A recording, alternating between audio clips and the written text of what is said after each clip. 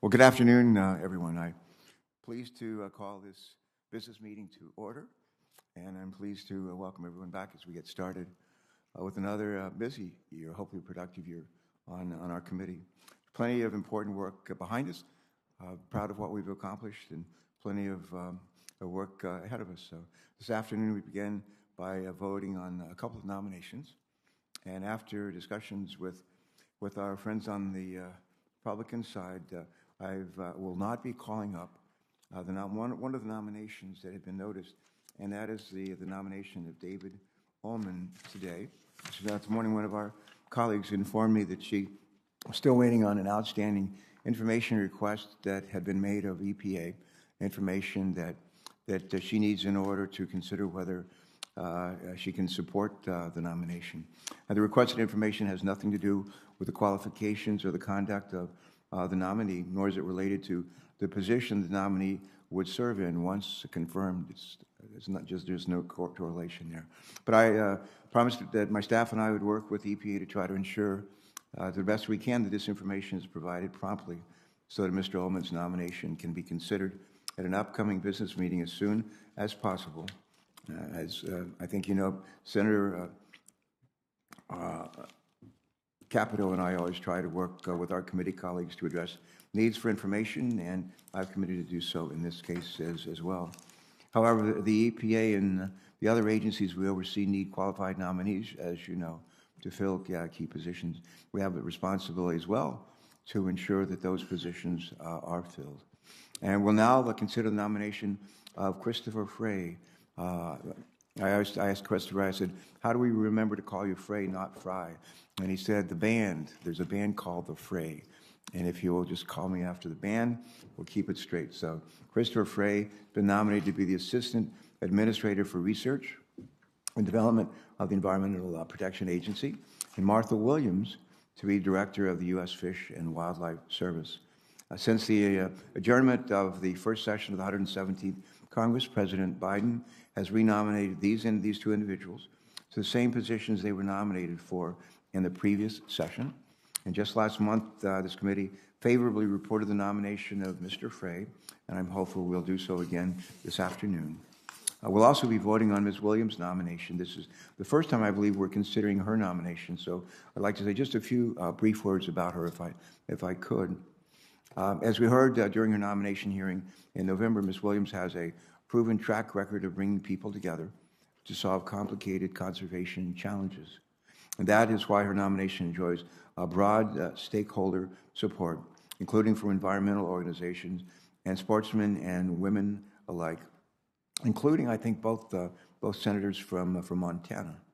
She's ready to roll up her sleeves and get the job done, should she be confirmed. I plan to vote yes on her nomination. I'd urge our colleagues to do the same. In addition to voting on these two nominations, we'll also consider 18 GSA resolutions, and when we have completed our votes, we will immediately move on to today's hearing on the Water Resources Development Act. Looking forward to that. I want to thank everybody for input to help us get to this day. And with that, let me turn it to Senator Capito for any comments you'd like to make, and after that, we'll recognize other members in order of seniority until we have a quorum, and then we'll be voting. Senator Thank you. Capito. Thank you, Mr. Chairman. Good afternoon, and thank you for calling the business meeting today. And welcome to the committee for our first meeting of the year. It is an understatement to say that we accomplished a lot in our last year together, and I look forward to many more ways that we can work together in 2022. Together, today we are gathered to consider a number of GSA resolutions, as you mentioned, and a nominee I'm pleased to support, Martha Williams, to serve as Director of the U.S. Fish and Wildlife. In my discussions with her, Ms. Williams agreed to preserve opportunities for hunting, fishing, and other outdoor pursuits important to many West Virginians and across this country. She has been very much shown a willingness to work with Congress. She's provided detailed responses in my letter asking how Fish and Wildlife Service would use its American Rescue Plan funds, and also provided substantive, thoughtful responses to the questions I submitted for the record following her hearing, so I thank her for that. Equally important, her staff has been responsive to mine when my staff has had policy questions or requests for additional information. Ms. Williams and I will not agree on everything, but she has shown that she takes her responsibility to be accountable to Congress very seriously, and I commend her for that. Those same principles of transparency and accountability guide my decision to vote no on the nominee for U.S. Environmental Protection Agency, as we are considering him today, Dr. Chris Frey, as I did on the last time his nomination came up. My basis for opposition remains unchanged. It's not really what Chris Frey, how he testified or what direction I think he might go. It is really the fact that the EPA simply will not be transparent about its plans to pursue policies that could raise already surging energy prices, hurt workers in West Virginia and across the country, and make America, I believe, less competitive. Almost a year ago, when the committee considered EPA Administrator Michael Regan's nomination, I feared that he would be walking into an administration where he wouldn't be able to call the shots, where unaccountable climate czars, including Gina McCarthy, would set the agenda. And unfortunately, that prediction has played out exactly as I had thought. Just last week, McCarthy stated to the New York Times about how she'd spent the last year, quote, overseeing a whole-of-government effort to put our country on a path to tackle the climate crisis. President Biden has not even bothered to nominate someone to lead EPA's Office of Air and Radiation. That's the EPA office that's in charge of climate issues. No incoming administration has waited this long to send up a nominee for this critical position. The previous record was 260 days set by former President Clinton. Instead, Ms. McCarthy is directing climate policy shielded from the public eye, with no accountability to Congress or really to the American people.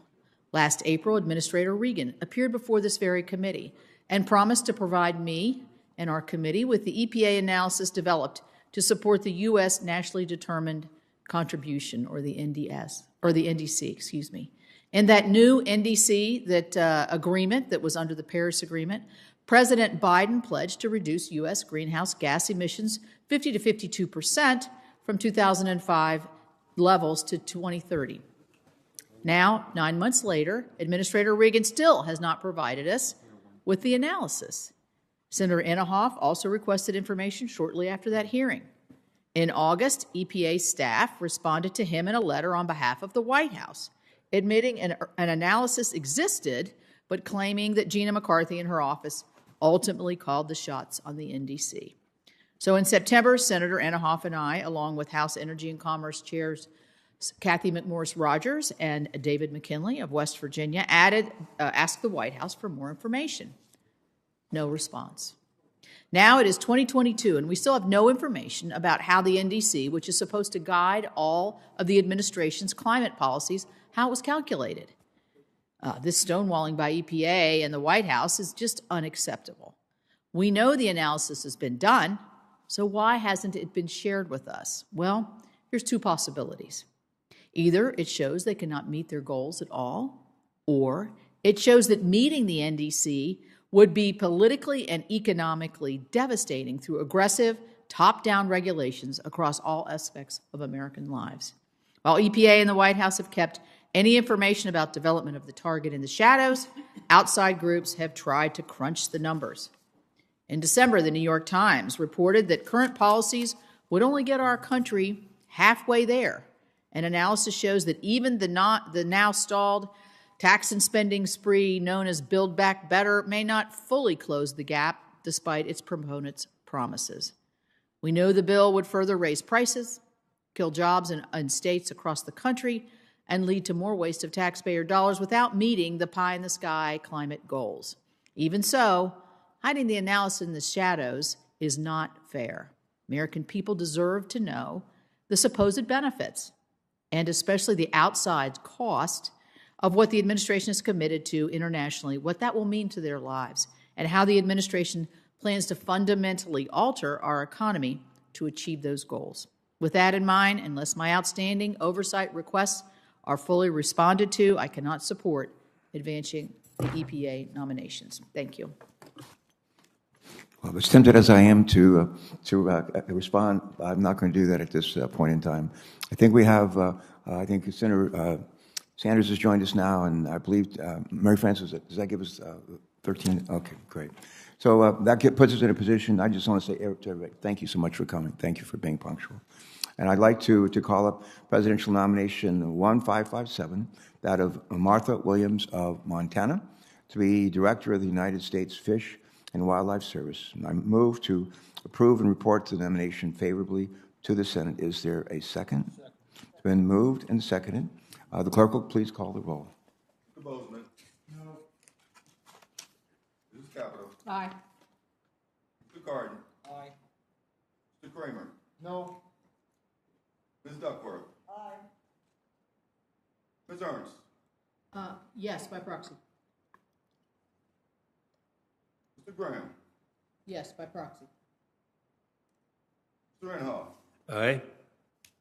Mr. Kelly. Aye. Ms. Lummis. No, by proxy. Mr. Markey. Aye. Mr. Merkley. Aye. Mr. Padilla. Aye. Mr. Sanders. Aye. Mr. Shelby. Aye, by proxy.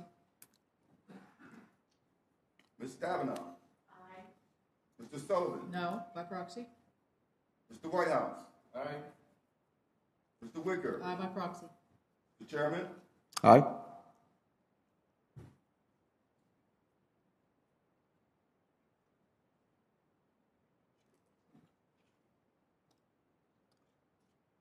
Mr. Chairman, the yeas are 16, the nays are 4. Thank you very much.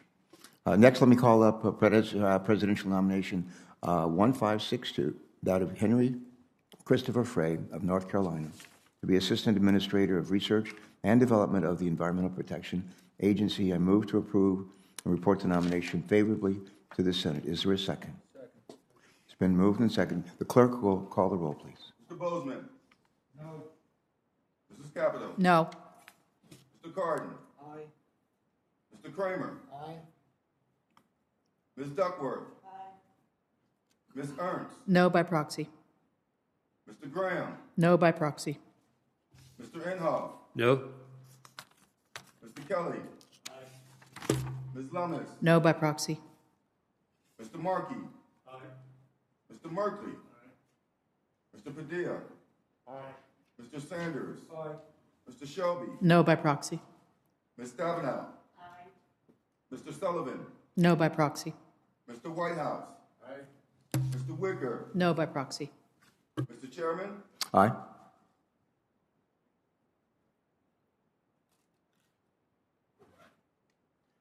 Mr. Chairman, the yeas are 11, the nays are 9. Very good. Thank you. Thank you, colleagues. Lastly, I want to call up 18 GSA resolutions to consider en bloc by voice vote.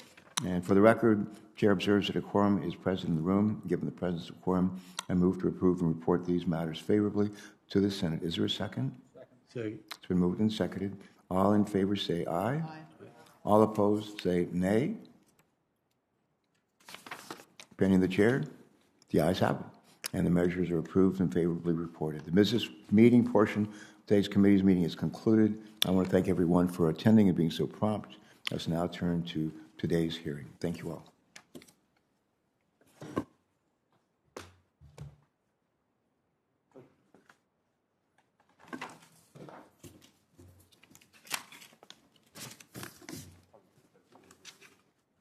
Ben, thank you.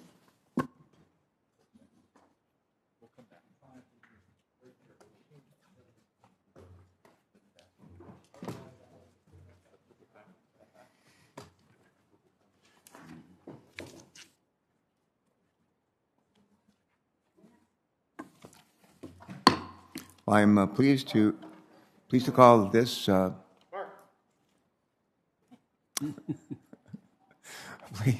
pleased to call this hearing to order. Today, we're going to continue our work on this year's Water Resources Development Act, affectionately known as WRDA, and by hearing from our distinguished witnesses from the Army Corps of Engineers, Assistant Secretary Connor, welcome, and to also welcome General Spellman, and we thank both of you for joining us. I know that just earlier today, I think it was earlier today, that each of you appeared before the House Committee on Transportation and Infrastructure. Is that correct? All right. And this is like a day, I'm tempted to say day-night doubleheader like they have in baseball, but it's a morning and afternoon doubleheader. So we're grateful that you're here. It's a big day for WERDA on Capitol Hill. And let me start by taking a moment to note our committee's successful track record on bipartisan water legislation. I'm proud of the work by all of our colleagues and our staff members. And I'm grateful for the partnership that I enjoy with Ranking Member Senator Capito on these issues and on so many others.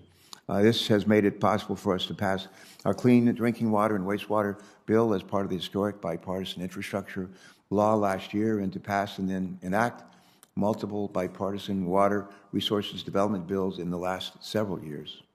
And those of us on this committee know that the process of working on WERDA every 2 years presents us with an opportunity to assess the Army Corps of Engineers operations, to see how we can better support and equip this vital infrastructure agency with the tools that it needs to succeed.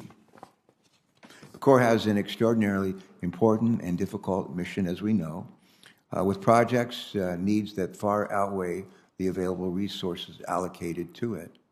Indeed, due to years of underfunding, the backlog of authorized but not completed projects has grown to over $100 billion. That is more than 15 times the agency's annual operating budget, 15 times. When the demand for projects so outstrips the supply of resources, the Corps is placed in an untenable position. And moreover, its decision-making process grows far more difficult as the agency struggles to address both backlog projects and the new needs of many communities grappling with the impacts of climate change, such as sea level rise and extreme weather.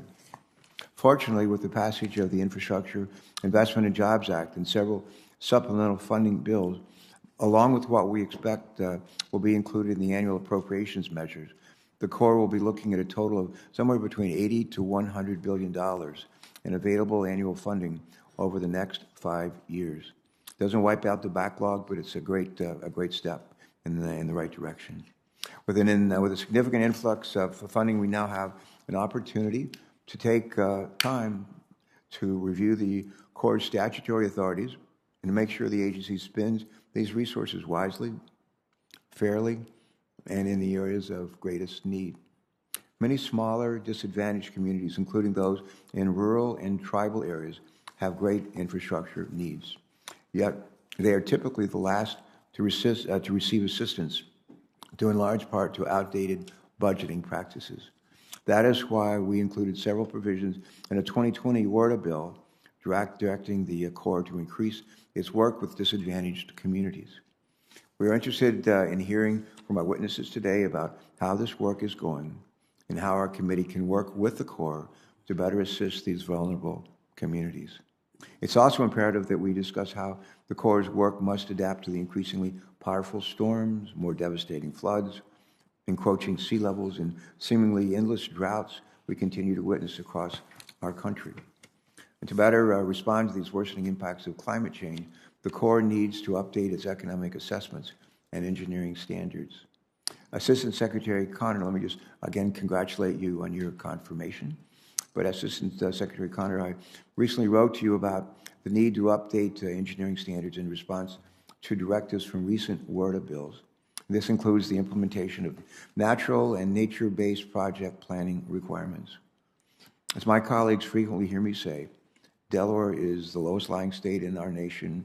Our state is sinking, the seas around us are rising, and other states are seeing something similar to that, particularly along our coasts. We are acutely aware of the need to develop solutions that not only work today, but also will protect us well into the future.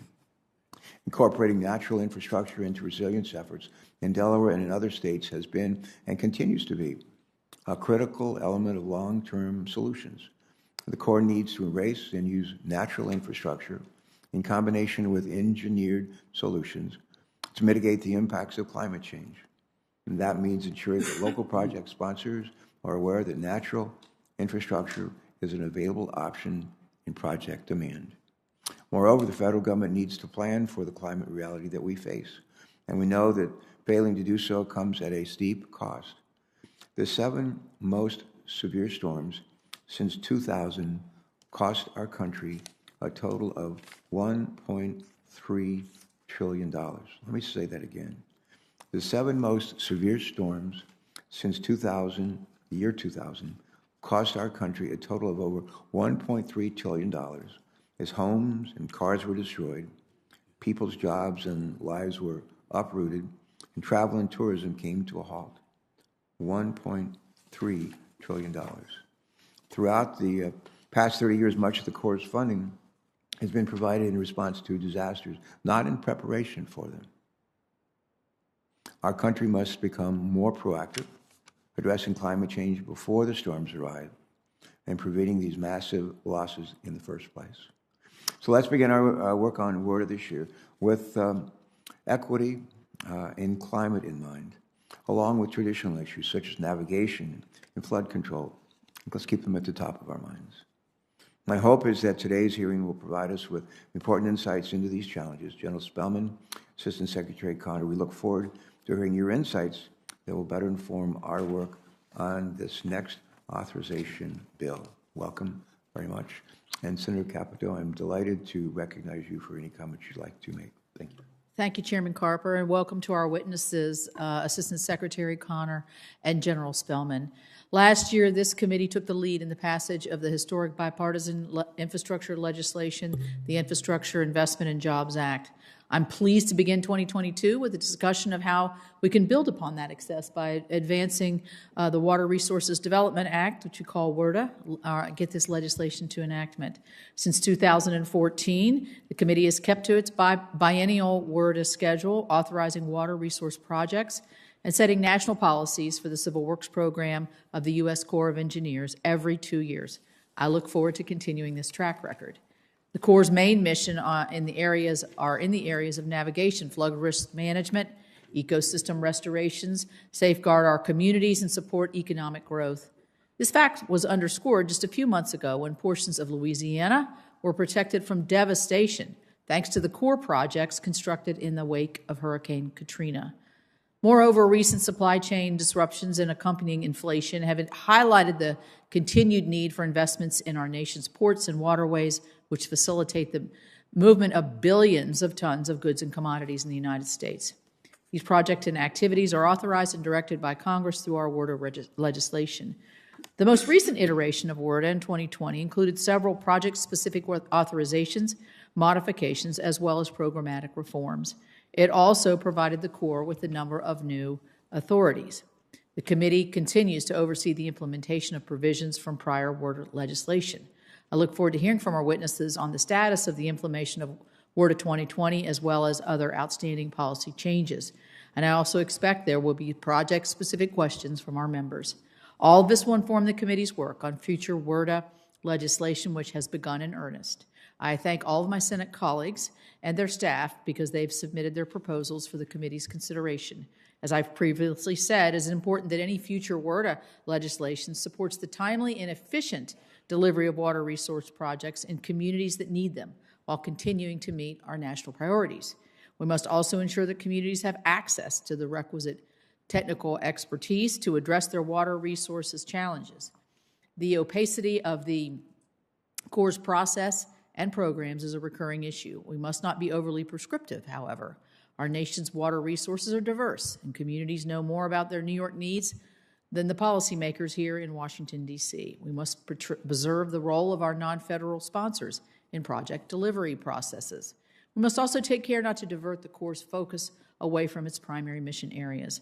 That said, the Corps ought to work with Congress, vice versa, to make sure that we're spurring innovation. And now is the time to deliver those projects better, faster, and as the General and I were speaking earlier in the lead up to this, with the enormous infusion of funds. Delivery of this legislation comes as the Corps manages the $17 billion in supplement appropriations provided to it by the IIJA, which includes funding for WRDA 2020 authorities. That's more than double the annual appropriations and represents an real opportunity to reduce the backlog of some Corps projects. Prompt responses to oversight requests from the committee regarding this funding are critical, and I look forward to hearing from our witnesses about the Corps' next step to implement the legislation. In that vein, I would like to thank the staff at Corps headquarters and the Assistant Secretary's office for their attention to committee requests for information regarding prior WRDA legislation and in advance for their continued assistance as we move forward. Let me reiterate my gratitude to our witnesses for being here today. As I've said in prior hearings, the mission of the Corps are more critical than ever, and the testimony we'll hear today will inform the committee as it moves into its integral role in improving our nation's infrastructure. Thank you, Mr. Chairman. I yield back my time.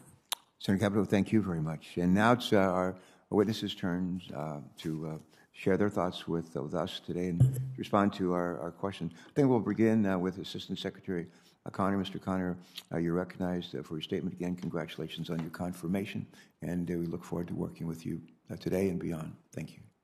Thank you, Mr. Chairman, Ranking Member Capito, members of the committee. I appreciate the opportunity to be here with my partner, General Spellman, to testify regarding WRDA 2022. I'm Mike Connor, as has been noted, serving as Assistant Secretary of the Army for Civil Works, a position I've been in since November 29th of last year. Thank you again to this committee for moving my nomination forward. I've submitted my written testimony and will summarize a few highlights.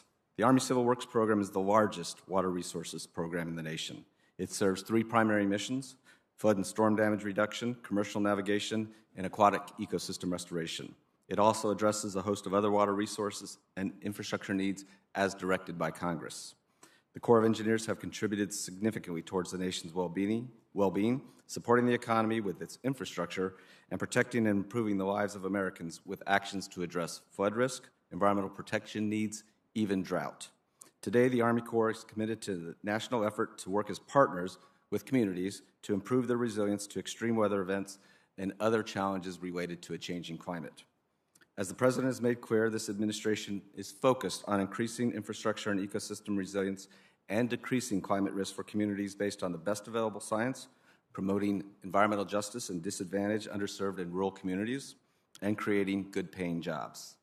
The Army Civil Works Program will continue to work within its own authorities to tackle the climate crisis at home. Of course, we participate in the whole-of-government effort, including the Interagency Water Subcabinet and the Coastal Resilience Interagency Working Group. WRDA 2022 is where we can continue to ensure the authorities necessary to implement the administration's priorities. The President has set a goal that 40% of the overall benefits of federal investments flow to disadvantaged communities, the Justice 40 initiative. I am committed to working with Lieutenant General Spellman to seek opportunities to secure environmental justice and spur economic opportunity for disadvantaged communities that disproportionately experience the adverse effects of climate change. I should also make clear the Army's role in supporting a broad range of infrastructure and landscapes. The Army works with our nation's coastal ports to maintain their channels, operates and maintains the inland waterways of commerce, supports state, tribal, and local flood risk management activities, restores significant aquatic ecosystems, and operates and maintains significant multi-purpose dams and reservoirs that exist behind those dams.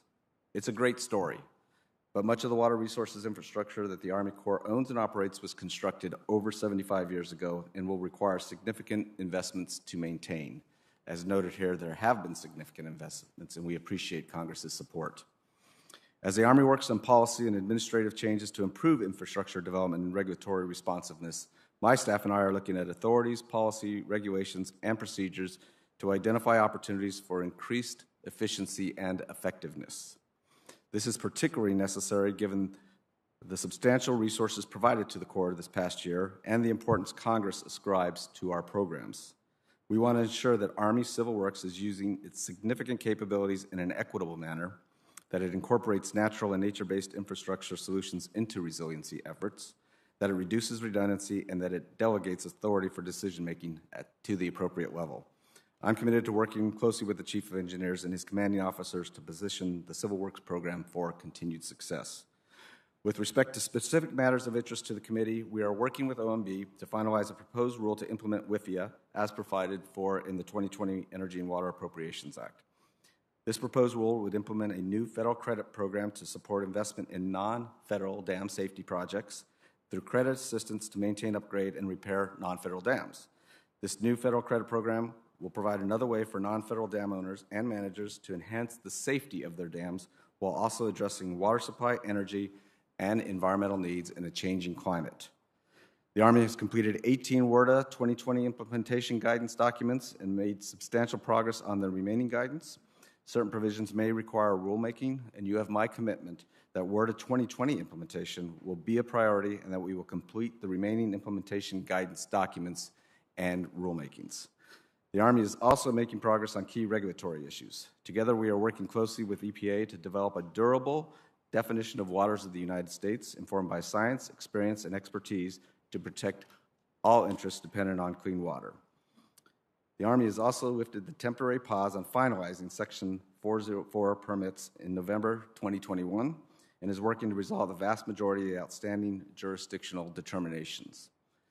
The Army is also moving forward to coordinate with certifying authorities on water quality certifications that are potentially impacted by the recent vacatur of the 2020 Clean Water Section 401 rule. And with that, I look forward to answering any questions. Mr. Connor, thanks so much. General Spellman, you're on.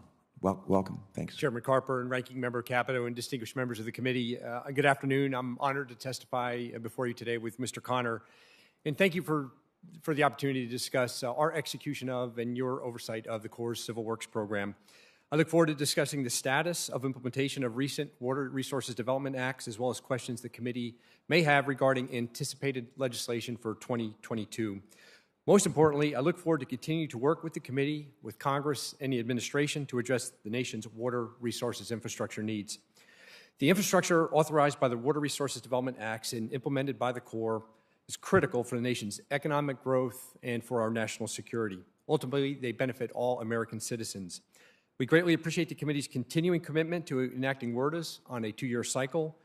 This predictability has enabled critical water resources projects to be authorized for study and construction. This section has also provided regular updates to our authorities, modernizing our methodologies and enhancing flexibility in the policies we utilize to execute our missions.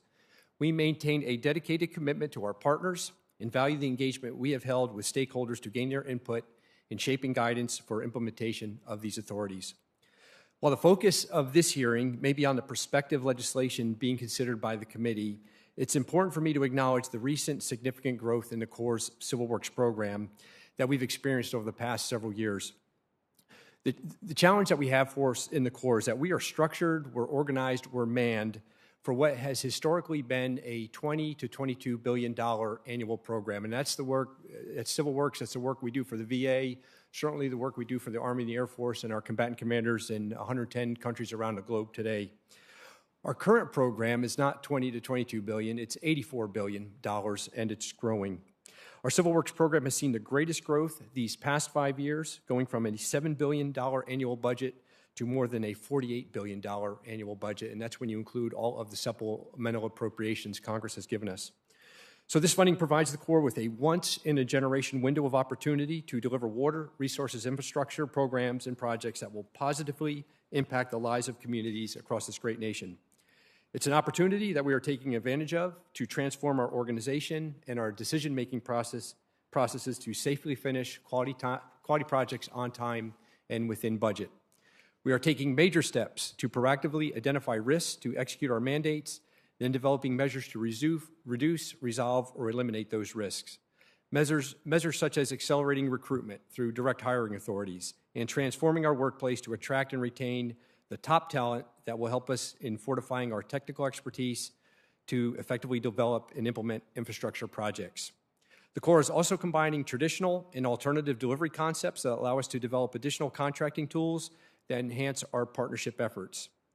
By evolving our programs, our planning, and our operations, we are able to better address impacts from important drivers like global climate change. Additionally, the Corps continues to provide meaningful engagement opportunities for overburdened and underserved communities and Native American tribes to encourage and enable participation in decisions that impact their communities. The Corps does not accomplish anything by itself. We use our engineering expertise to address some of the most pressing water resource challenges we face as a nation today. My top priorities include identifying the highest priority investments and that we safely deliver quality projects on time and within budget. I strongly feel that to achieve this vision, we must execute a comprehensive research and development strategy to meet the challenges of the 21st century. We will accomplish this strategy with our partners in government, industry, academia, both nationally here in the United States and internationally. From climate change to warfighting, from overextended infrastructure to cybersecurity, there are no shortage of challenges that will require bold new research and development to solve. Thank you again, Chairman Carper, Ranking Member Capito, and members of the committee. I look forward to answering any questions that you may have. General Spellman, thank you. Thanks for joining us. Thanks for your service over all these, how many years of service now? 35, sir. But who's counting? You started out at what, 12? Sir, I came on active duty in 1986. All right. I think we're going to have start voting here in a very short while in the Senate. Let me just ask our staff, would somebody just check and make sure they're still going to kick it off at 3:30? And is it? Okay, good. And what I might do, Senator Capito, is just head over there right now. And I know you have another engagement. I'll vote, come back. And you can just keep things moving. Yeah, I know. I'm going to vote and come right back. Okay. And then you can vote and take care of that other engagement. With that, I want you to lead us off on the questions. Okay. Do you want a question first? No. Oh. I'll go later. Yeah. Okay. You're going to go now. Yeah, I'm going to go so I'll be there when they start voting. Okay. Then if you're asking me to go first, Yeah, yeah. I'm going to yield to Chairman Anahoff here to let him have my spot. Yes. Good. Okay, thanks. And then we'll go with them. And just the order, I might mention the order. Senator Capito. Yeah. Okay, Senator Capito, Senator Cardin, Senator Inhofe, Senator Whitehouse, Senator Bozeman, Senator Stabenow. All right, thank you all. I'll be back shortly. Okay, first let me thank Senator Capito for allowing this to take place in this order. And I've had occasion to spend some time with both General Spellman and Michael Connor, and we are in agreement on so many different things, and it's so important for my state of Oklahoma. I have to share with the rest of the people here how serious of a flood that we had in 2019.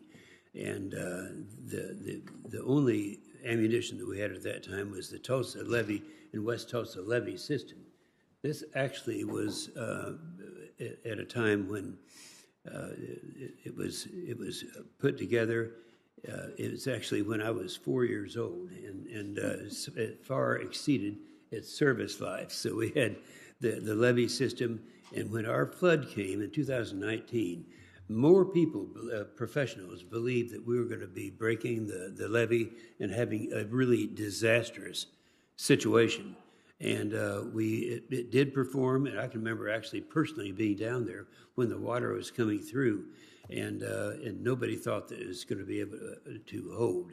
We put in emergency things right after that, and now we're in a situation that certainly Secretary Connor is familiar with. It's something that it is serious, and I know you are aware of the seriousness of this thing.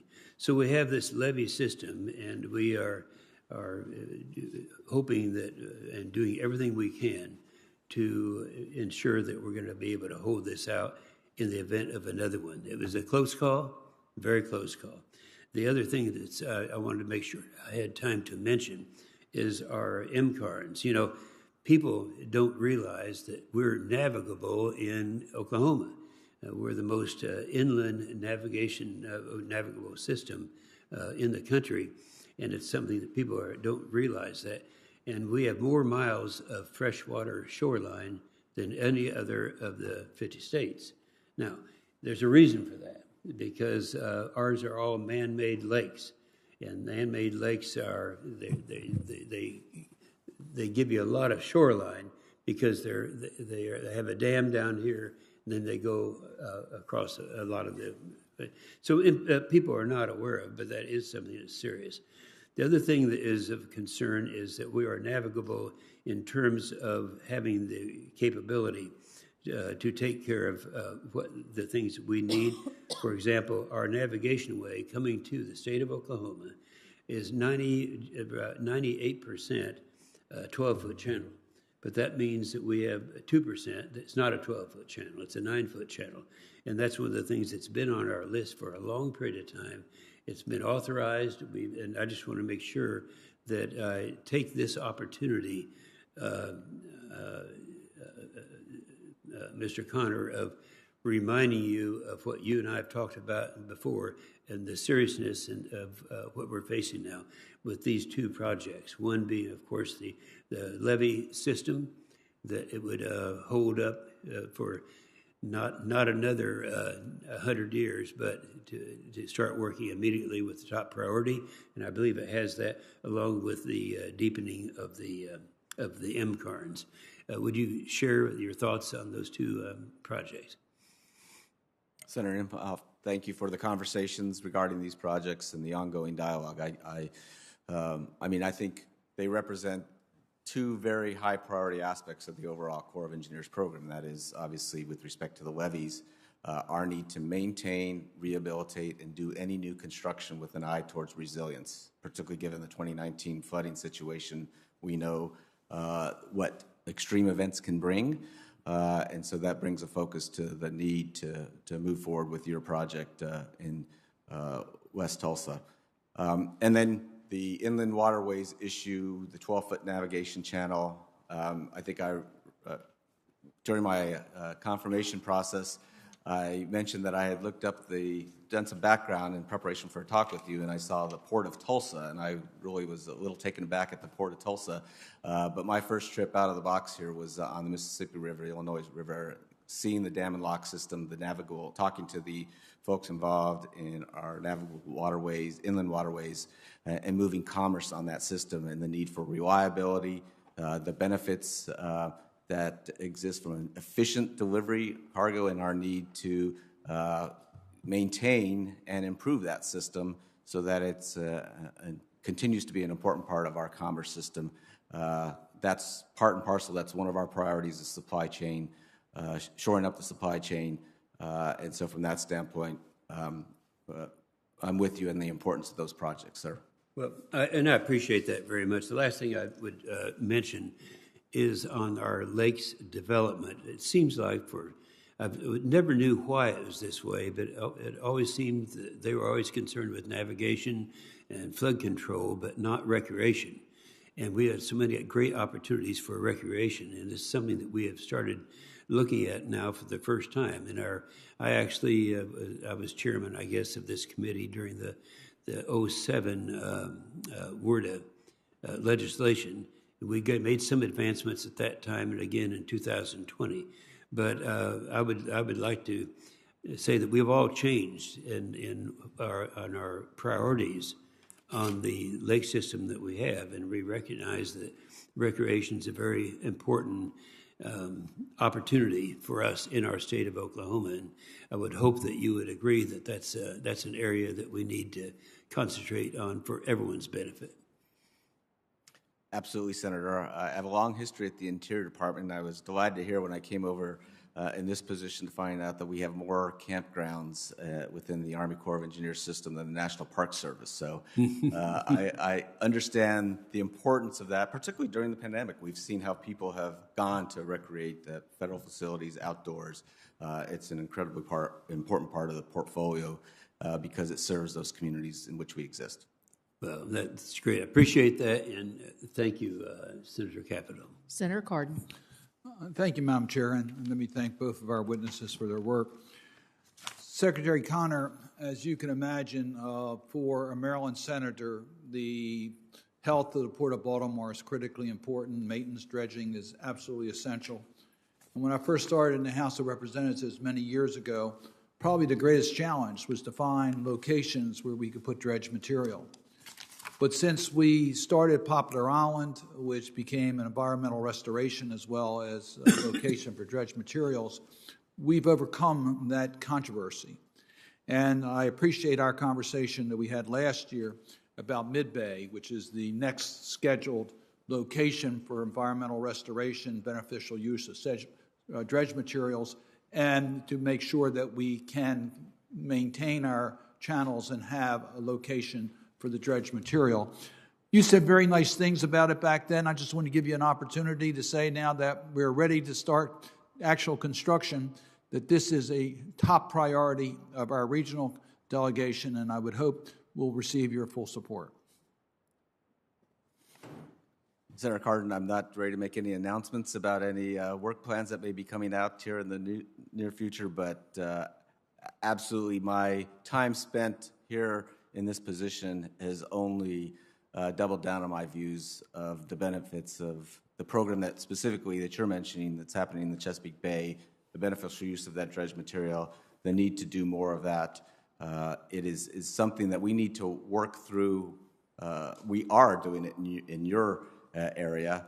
We need to take that knowledge and that partnership that we have and do that more in other places. And we need to work through those cost issues, I think, with the pilot projects that are moving forward, the 10 that we've selected, only partially funded at this point in time.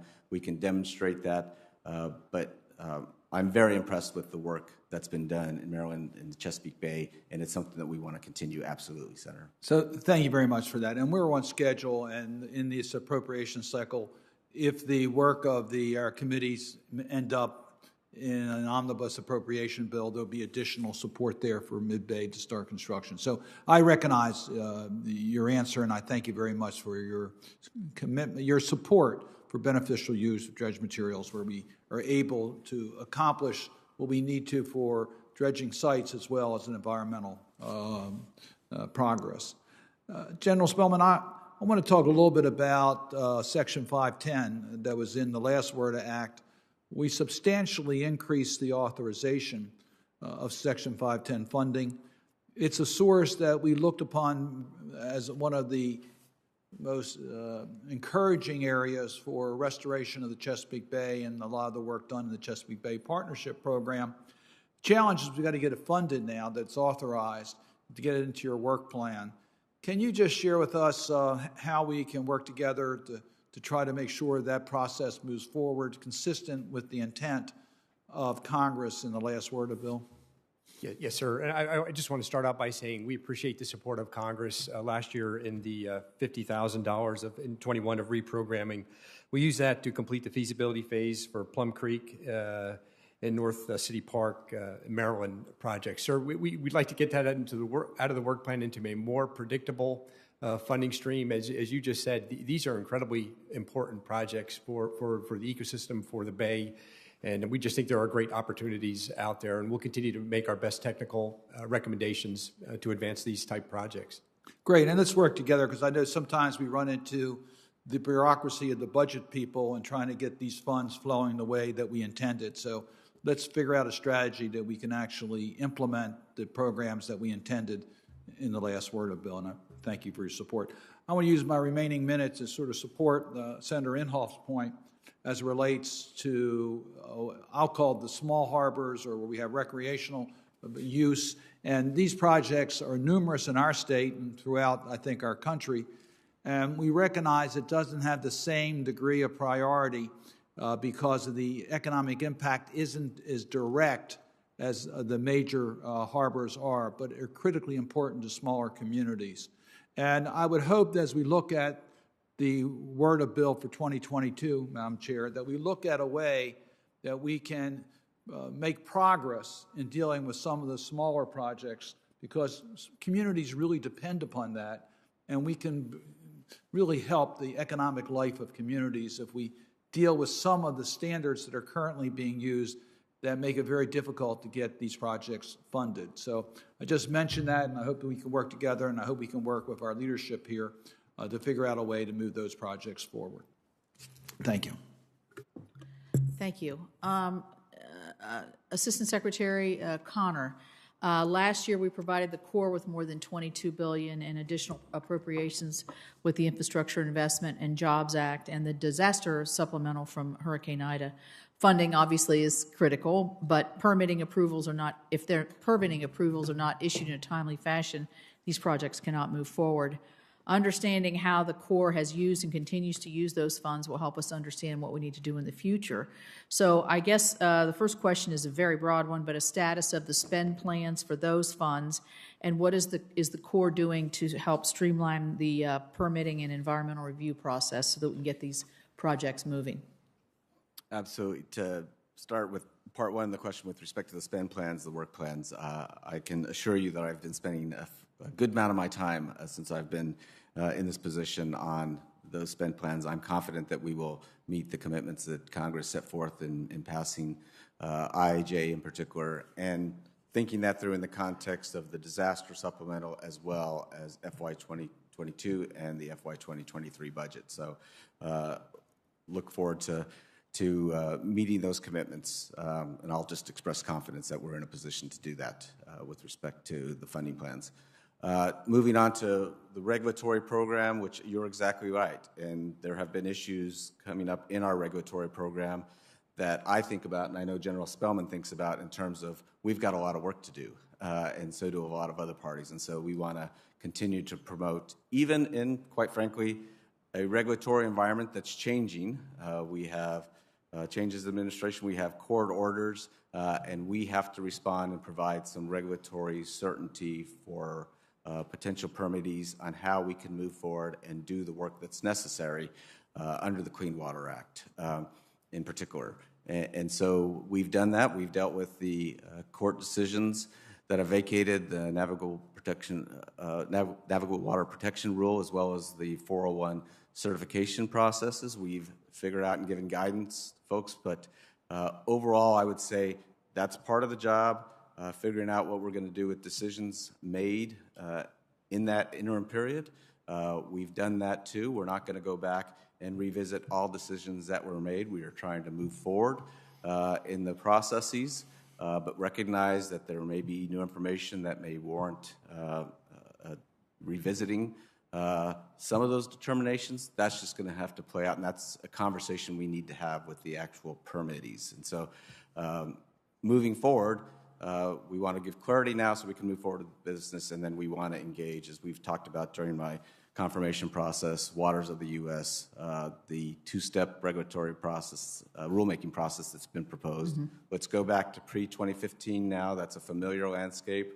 And then move forward with a very rigorous process to get to a durable rule that hopefully gets us out of this litigation cycle. And that's what I said during the confirmation process. I believe it even more strongly now. Let me just ask a clarifying question there. Are you saying that some of the permits that had already been granted under the previous administration could retroactively be revoked? Not the previous administration. We're looking at the tenure of the rule itself. We're not looking at... Under that rule, though, are you saying they could be revoked? I think there is some legal risk that may exist. So not because the Corps of Engineers is going to go back and assess legal risks, but I think permittees are looking at that. The rule was vacated, and that's new terrain for us. And so I think we all have to think through that from a regulatory, the agency perspective, as well as the permittee perspective. But we think in general, we have always held to the position that decisions made under the appropriate rules at that time are valid. We're not going to go back. So you're not going to go back over those? We are not. Okay. I thought you were saying in some cases you might have to with new information and other things. Well, there may be situations where we do that in consultation with the permittees because they may want to limit their legal risk. Okay. Okay. Let me ask General Spellman, in Word of 2020, we talked about delivering projects that there was a provision defining economically disadvantaged communities. My understanding is the agency has not done that, so I want to know where the development of that definition is, and if you are following through with the directed language from that bill that said that you would use the economic distress criteria that EDA uses, and if you are following through on that directive, that you are using that as the definition, and where you are on this specific provision in the Word of 2020. Yes, ma'am. Thanks for the question. We are using the EPA tool to help us identify when we need data on minority. The EDA? I'm sorry, ma'am. Did you say EPA or EDA? EPA, ma'am. Once again, was it EDA or EPA? Ma'am, the EPA tool. Okay. So you're not using the EDA administration's statute that says that's how you use their economic distress criteria. Is that Ma'am, so let me go back and follow up. Sorry. With you on that. You're so far away, I can't tell the difference between a D and a P. Now, I've seen both tools, and I've seen the application of the EPA tool on a number of regulatory actions. So I'll go back and follow up on the ADA. Man, we've been employing the Environmental Justice Executive Order since President Clinton released that in 1994. So I don't think we have a problem in identifying and going through that two-part test when we do our feasibility studies and when we do our construction projects. We're making recommendations to the Secretary. I would just briefly take you back to WRDA 18. We were asked to provide alternative metrics to the benefit to cost ratio that would better serve underserved communities, maybe communities in middle America that frankly, the BCR does not serve very well. We made a number of recommendations. We came up with a community equity modifier. And I just have not had a chance yet to walk Mr. Connor through the work that we did following 2018. What I'm saying is I don't think I have a staffing problem or we're not paying attention. I just think it's the metric that's used to grade our homework. We could probably have another conversation and make a stronger argument for alternative metrics. Yeah, I mean, I think that some of these communities and both members that had questioned talked about smaller communities that don't have capacity to be able to know how, when, and how to work these things are economically advantaged, whether it's recreation or flood control or whatever. So we need you all to step in there. That's the intent, and hopefully that's what you'll move forward with. Senator Whitehouse by WebEx. Yes. Thank you, Senator Capito. Good afternoon, gentlemen. I have a general question and then two Rhode Island specific ones. The general question has to do with the 2022 budget of the Army Corps for its flood and coastal damage reduction fund. Do you know what that number is? I'll break the silence and I'll tell you, it's $1.72 billion. Of that $1.72 billion, do you know how much is allocated for inland versus coastal? I do not know the number specifically. 1.68 billion. If you do the math, the difference is $0.04 billion for coastal flooding, which is less than 3% of the number. Of your $1.72 billion, 97.7% will go inland. You do understand that part of the coastal damage that you're referring to, part of the climate risk that you refer to, is sea levels rising and worse coastal storms and resulting coastal flooding, correct? Yes, Senator. All right. So we're going to have a bit of a conversation about why 97.7% goes to inland and about 2.3% goes to coastal of that $1.72 billion. May I follow up with you on that so we're not taking all our time here? Yes, sir, absolutely. Can you defend it quickly? Am I wrong, or should we have this conversation? Well, I would just say I've begun digging into that. I know from a budgeting standpoint a little bit about why there's a discrepancy. I also understand that you have taken matters into your own hands with respect to IIJA, BBA 2018, to ensure that there is significant resources, and appropriately so, I would say. I'm applauding you for that effort, given storm surge, sea level rise, and the risks attendant on our coast, and that's going to give us the ability to move forward with projects. Let me move on to two other things, and we'll keep working on that. The two things, one is I just want to emphasize again the continuing importance to me of the Providence River Pilings removal project. The Army Corps is taking out an abandoned bridge. In that project, they're looking at taking out some pilings that are around it. In terms of the conversation we've had about smaller ports changing their use, the Providence port area, the Providence River around our capital city of Providence, it's no longer industrial. The pilings are long since abandoned. There are children in sailboats out trying to sail in that area. People try to fish and swim in that area, and the pilings are dangerous. I was told at one point by the Army Corps that you wouldn't take them out because they weren't a hazard to navigation because you could sail around them. In my view, something you have to sail around is the very definition of a hazard to navigation.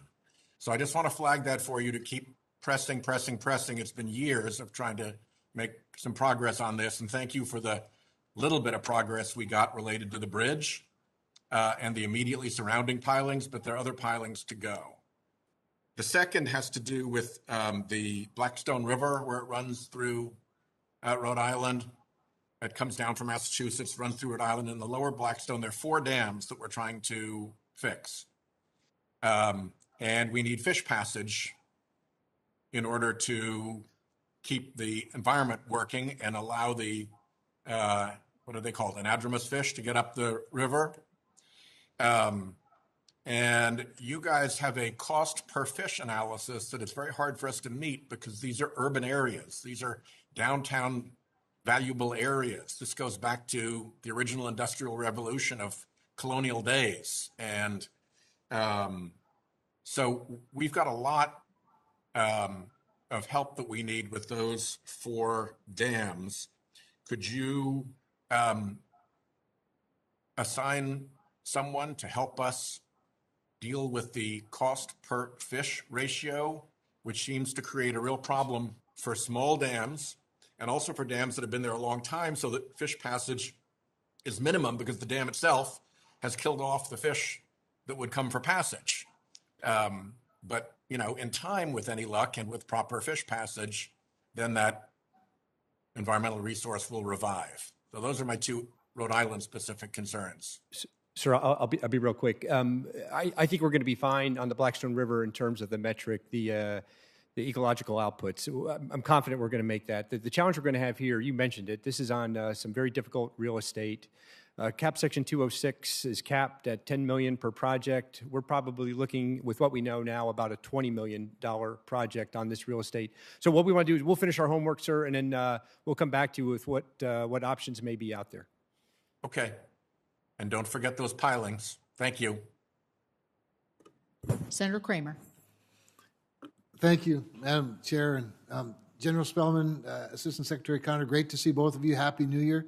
Thanks for being here to help us out. And Mr. Connor, you and I have had some, what I thought were delightful conversations leading up to your confirmation. I'm glad that you're confirmed and in front of us now, and looking forward to working with you. I've especially respected and appreciated your really expertise on Western water rights issues and your understanding of them, and we'll be talking about them in a little bit. And General Spellman, likewise, thank you. I've appreciated the last couple of years working with you. You've been very attentive to North Dakota and North Dakotans, and you've been very responsive to my concerns, and I've appreciated that partnership. In particular, General Spellman, I've appreciated the work you did previously, a couple of years ago, on rescinding the real estate policy guidance number 26, and of course, then formally withdrawing the Corps' proposed surplus water rule. These were very positive steps, as both the rule and the guidance infringed upon states' rights in complete, in my view, complete contradiction to existing law. The Water Supply Act never authorized a one-size-fits-all rule to federalize the water appropriation authority that is specifically reserved for states. With that in mind, as we pursue now a new WRDA, I think we should consider setting up some sort of a venue or a commission that would allow states to have a platform to discuss and sort these issues out with the Corps. It would provide North Dakota and other Western states, especially, the forum to bring localized problems that they may be experiencing directly to you. In our previous conversations, General, you and I discussed the potential creation of such a venue, and through your feedback, you indicated that you want to make sure that we do not recreate another national policy, and believe me, I agree with you. Would you agree there would be some value, or could be some value, in Western states having an advisory board of some sort, or a commission to bring some of these more niche water issues to the Corps? Sir, I absolutely always welcome feedback and engagement with states and with our partners and municipalities out on our waterways. As you know, I've been working hard to remove a number of what I have termed DC level obstacles to that conversation. You mentioned policy guidance letter number 26. We worked hard on the water supply rule. We had the secretary in the previous administration return the surplus water reports without action, and a number of other things. Sir, from a purely technical perspective, I would like to keep this at the local, regional level.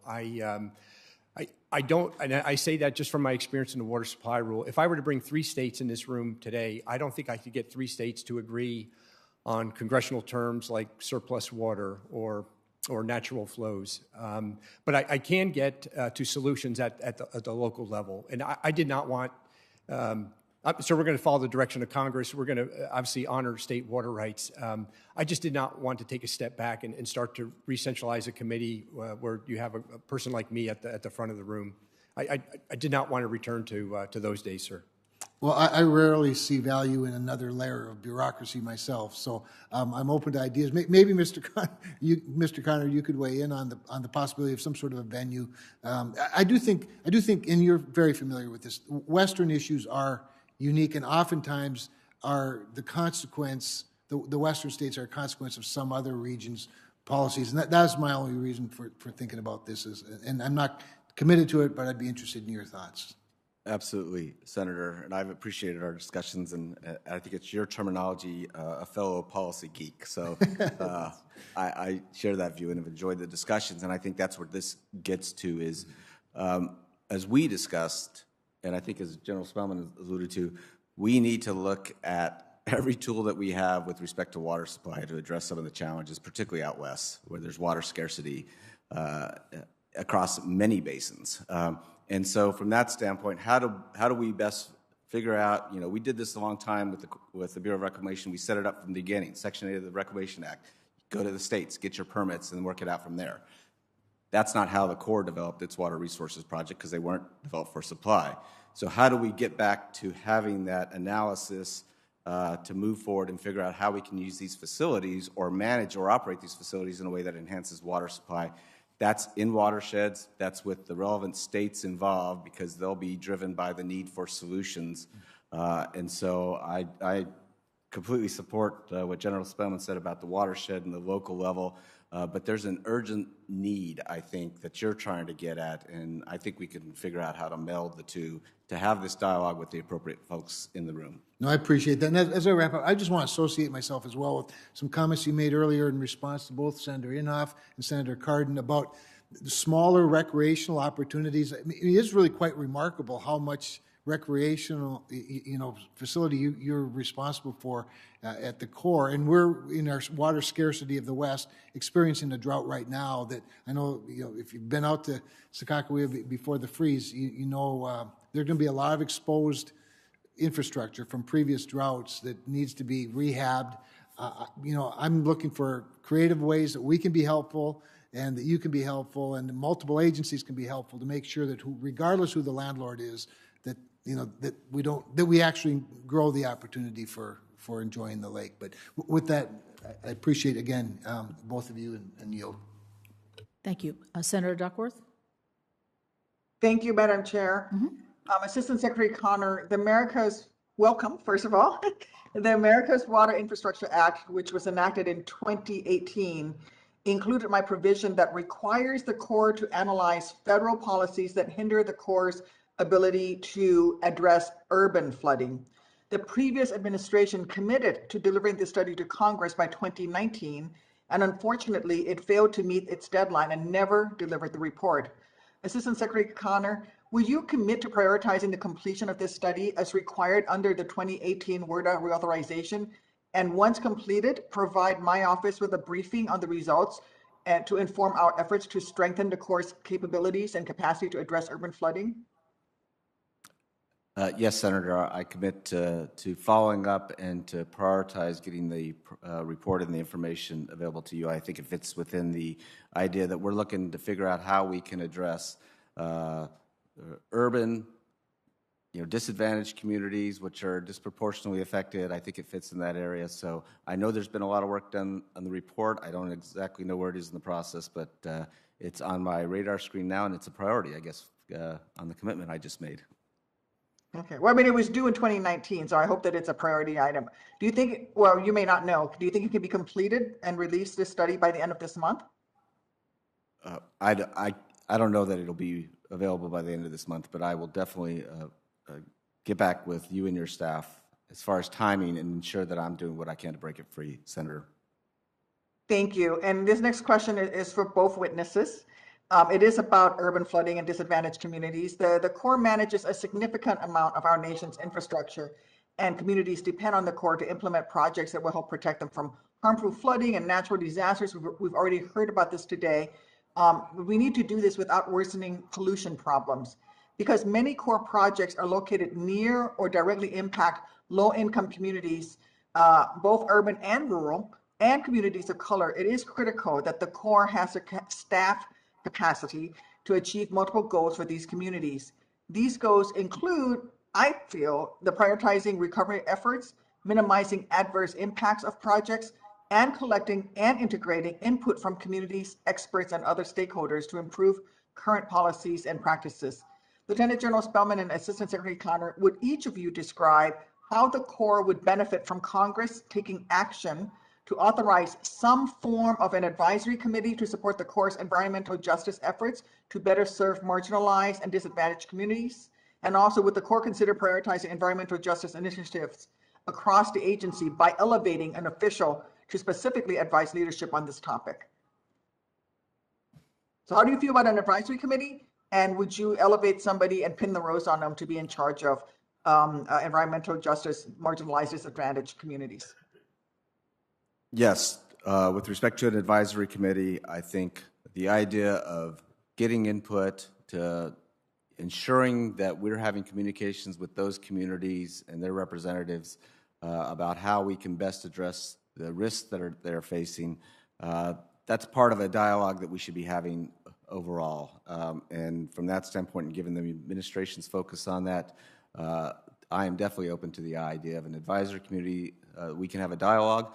Quite frankly, we rely on that, and as we move forward and we, implement the procedures and the requirements to look at how we can benefit disadvantaged, marginalized communities, we are going to look to those communities to help best inform us. But if there are, an overarching dialogue that we should be part of, I am supportive of that, absolutely.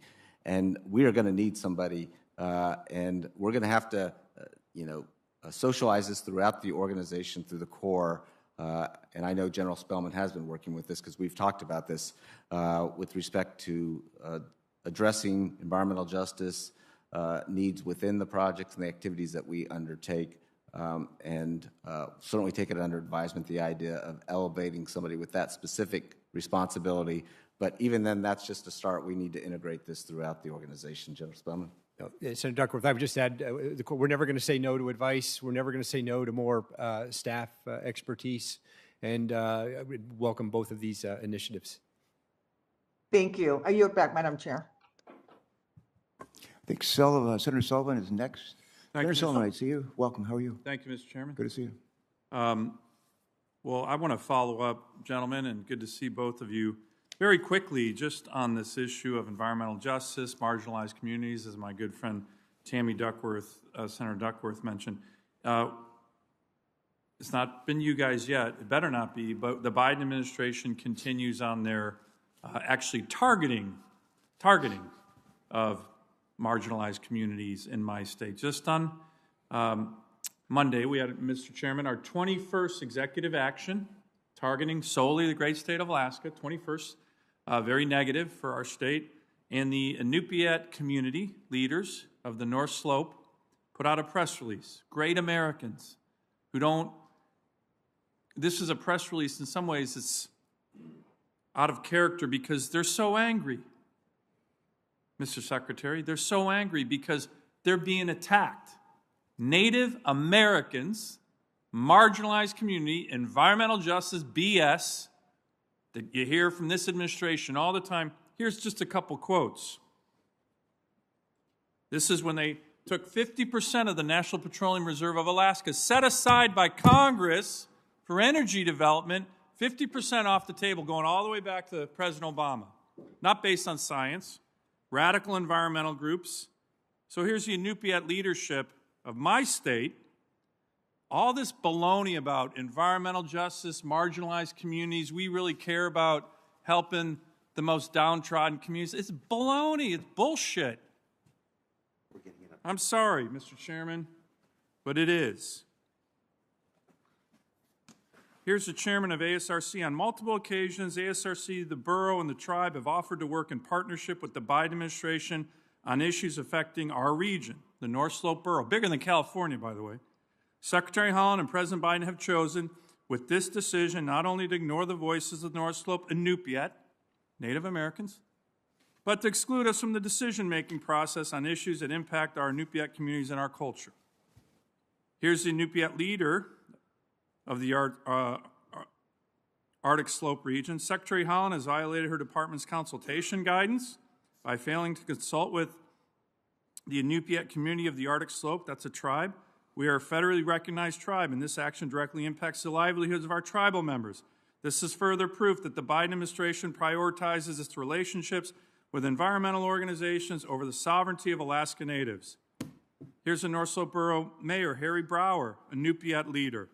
I have a responsibility to the people of the North Slope to protect the long-term sustainability of communities through a viable economic base, a responsibility I take seriously for the Native people of my state.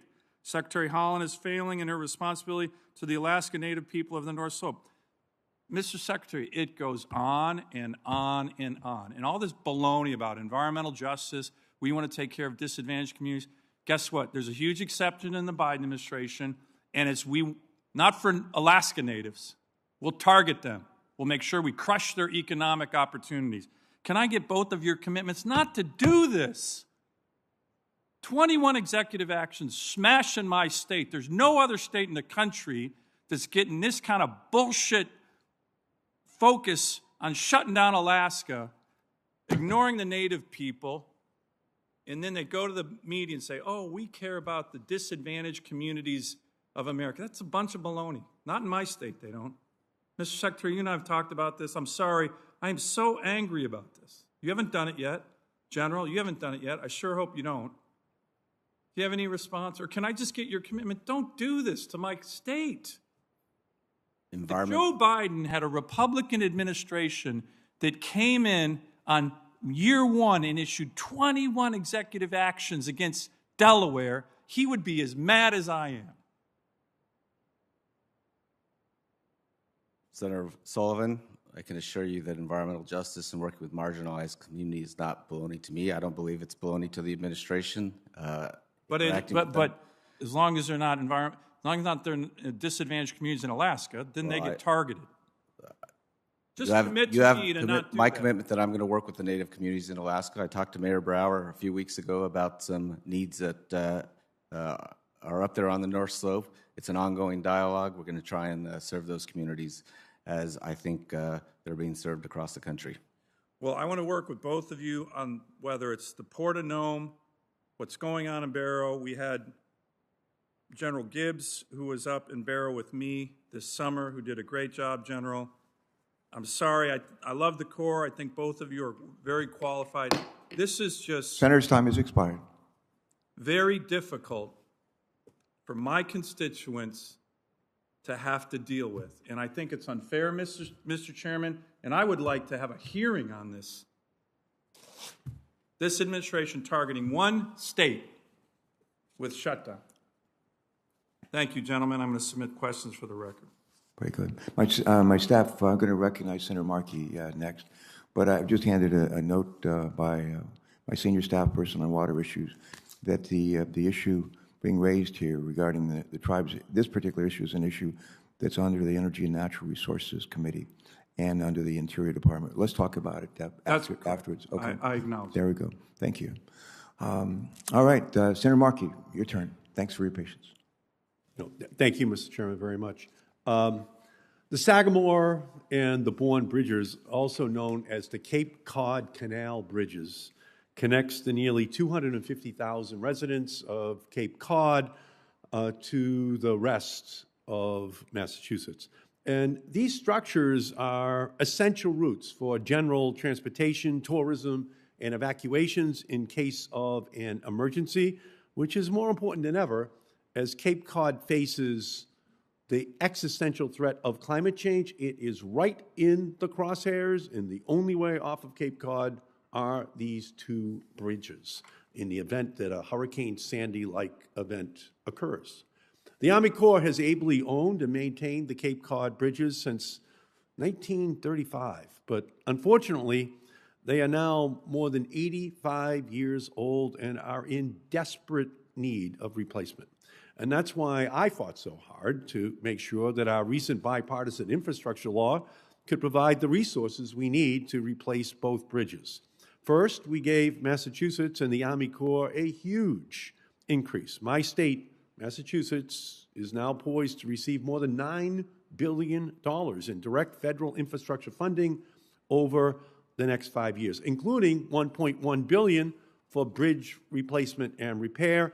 And the Army Corps has also received more than $17 billion in new funding for the next 5 years. And second, I also helped working with the chairman to make sure that the bipartisan infrastructure law includes nearly $35 billion in competitive grant opportunities that can now be targeted for the Cape Cod bridges. Assistant Secretary Connor, we've talked extensively about this project, and I appreciate your support that you've expressed in private. So I just hope at this moment, in a public hearing, that you would commit to advancing this bridge replacement effort in Massachusetts. Do you agree that the infrastructure law provides a path forward and sufficient funding opportunities to replace the Cape Cod bridges? Absolutely, Senator Markey. Thank you for the question. Thank you for the dialogue that we had over the holidays on this particular issue. I think absolutely the IIJA does provide the opportunity and the resources for us to move forward in the bridge project. As we discussed, I think it's going to be an interagency, interdepartmental partnership that's going to get this done. We're working with the Department of Transportation.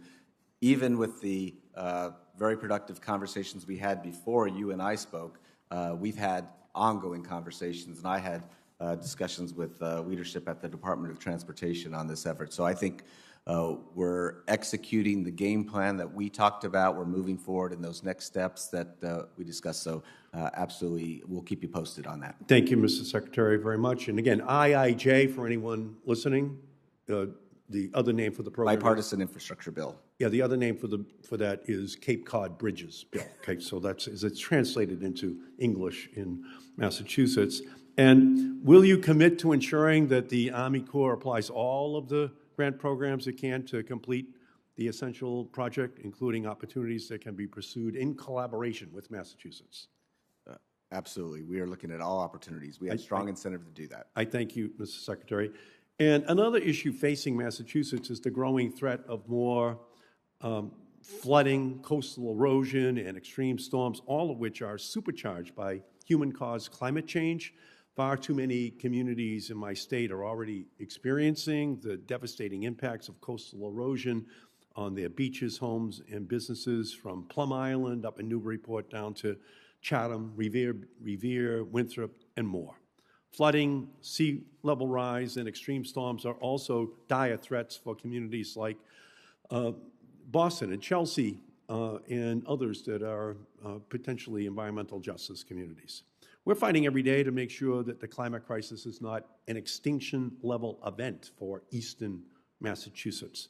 But we have to prepare to respond to the unavoidable and inevitable impacts. There is a program that the Army Corps has, the Storm and Hurricane Restoration and Impact Minimization Program, through which the Corps can respond. Secretary Connor, would you agree that this program's funding should be increased in order to ensure the Army Corps can keep pace with the growing threat of climate change? Senator Markey, I'm not familiar specifically with this program.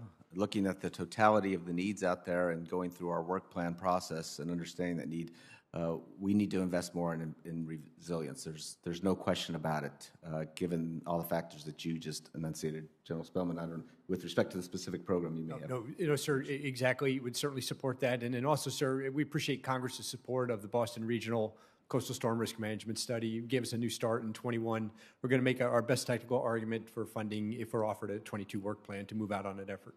And I thank you, and that's why, Mr. Chairman, I want to work with you in the next WRDA bill, the next water resources bill, so that we have the capacity to provide the resources to these great public servants so that they can provide the protection for those very valuable resources along our coastlines that otherwise are going to be in great jeopardy. So I thank you, Mr. Chairman. I thank both of you for being great public servants as well. Thanks, Senator Marcus. Thanks a lot for joining us and for your passion on these issues. I remember that bridge. I remember the conversation about that bridge.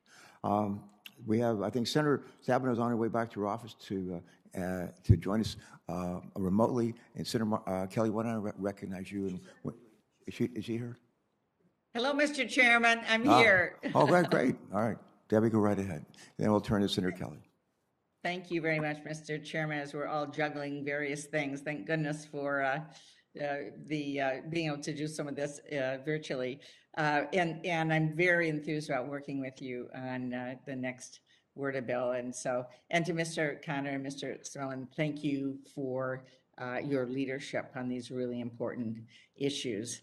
You know, it's hard for me to think of a single piece of infrastructure more consequential to our economy than the Soo locks up in the UP, where, as you know, right now we only have one large lock that will handle freighters, barges coming through from the St. Lawrence Seaway, carrying materials, carrying finished products, and so on, that go not only all around the Great Lakes region, but really all around the country.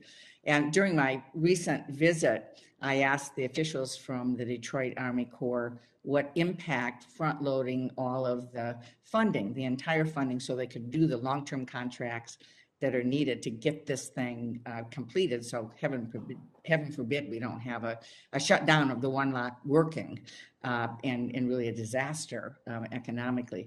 But what impact front-loading would have on completing the project. And I was really pleased to hear, the good news is that if we provide all the funding up front now for certainty and they can do the contracts, we can expedite its completion by up to 2 years and potentially up to $200 million.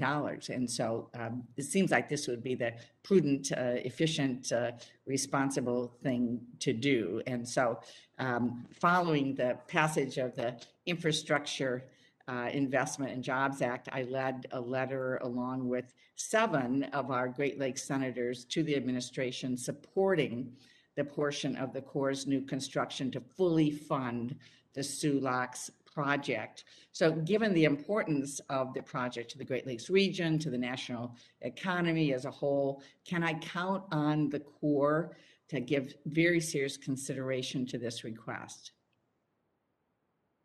Absolutely. Giving it very, very strong consideration. Important, strategic. As I've looked into it after we had our initial discussion about the Soo locks, the reliance on that system and the lack of redundancy that exists, it's concerning. It's one of those things that you do wake up in the middle of the night thinking about. And so from that standpoint, strong consideration, absolutely. Thank you. Yes, heaven forbid we would see a Suez Canal type situation where it's blocked and we can't move forward. So, and speaking of high stakes core projects, I want to also talk again about the Brandon Road Lock and Dam project to install comprehensive measures to stop invasive carp from entering the Great Lakes. This is of interest to a number of us on the committee and off the committee. An event that would result in irreparable damage to the Great Lakes. Despite the gravity of the threat, this project has not progressed nearly quick enough. These fish just keep coming, whether we're completing this project to stop them or not. We authorized the feasibility study as part of WRDA in 2007. This has been a bipartisan effort. We expedited its completion as part of the 2012 highway bill, and today we still have 3 years remaining on the pre-construction engineering and design. The carp are continuing to swim up the Mississippi River and the Illinois River. They're not waiting for us to get this thing done. So while I appreciate the Corps' diligence, the pace at which it moves in adopting innovative solutions across it carries its own risk. I mean, I realize these are new solutions that you've come up with, but there's been such caution and slowness on it. I'm very concerned. So how is the Corps working to become more responsive to these sorts of pressing threats, especially as we look forward to a whole slew of new and unprecedented challenges as a result of the climate crisis? Senator, this is General Spellman. I would tell you this has our full attention, and I acknowledge it will never be fast enough.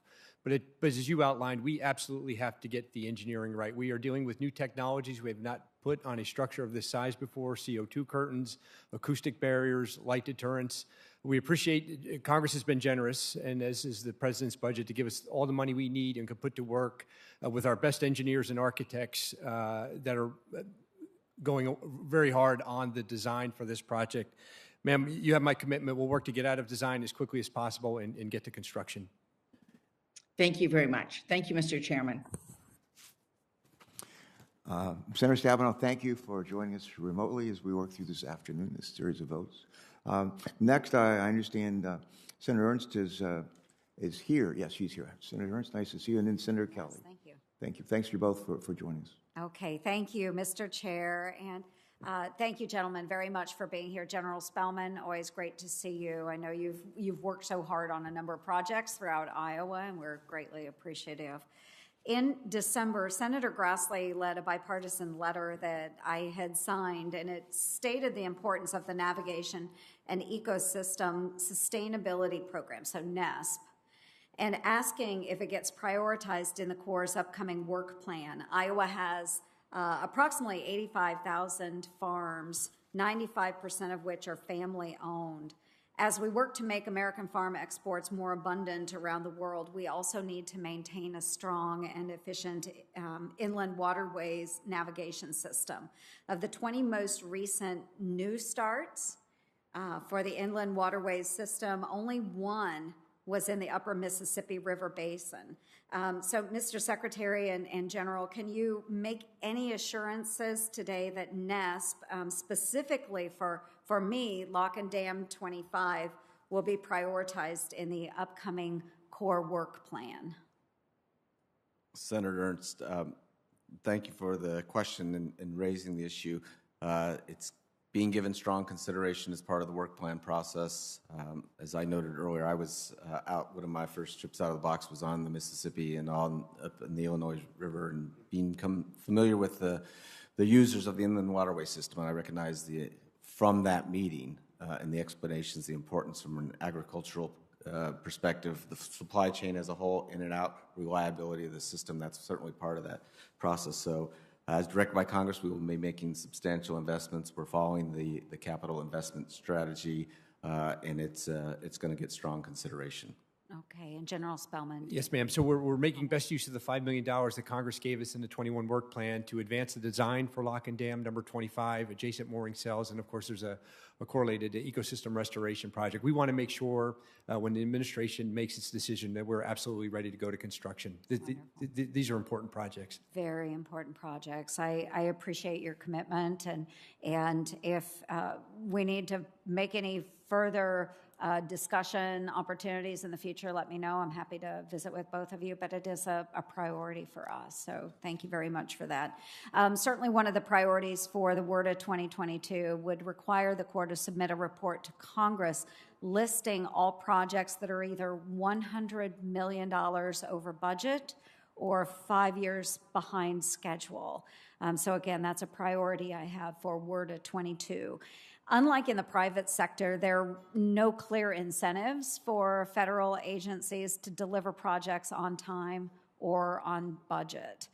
General Spellman, what kind of incentives do you think that agencies might respond to? What do you think would be effective? Yes, ma'am. I professionally disagree that we don't have any incentives. There are firms out there that build big box stores, and they do it every day, and they get very good at it over and over. And there are firms out there that build high-rise apartments, and they do it every day, every year, and they get very good at it. I don't have two projects that are alike in the Civil Works program. Cedar Rapids is very different from Texas Coastal. It's very different from what we're dealing with down in Miami. And that's the beauty of why folks want to come to the Corps, because they're working on national level infrastructure that's all different. They're not building Walmarts. And that's why I think that the engineers and the talent that we have in the Corps are recognized nationally throughout the year on national level awards. And many of them are recognized, ma'am, internationally for the work that they do. And we work on, again, projects that are of national significance, both here in the United States and today in 110 countries around the world. Which, and yes, I would agree. I think we have a phenomenal Corps that does a great job, tremendous engineers. But what we do end up with are a lot of projects that end up behind schedule or over time. Cedar Rapids, of course, additional dollars will be needed for that particular project. So how can we do better with that?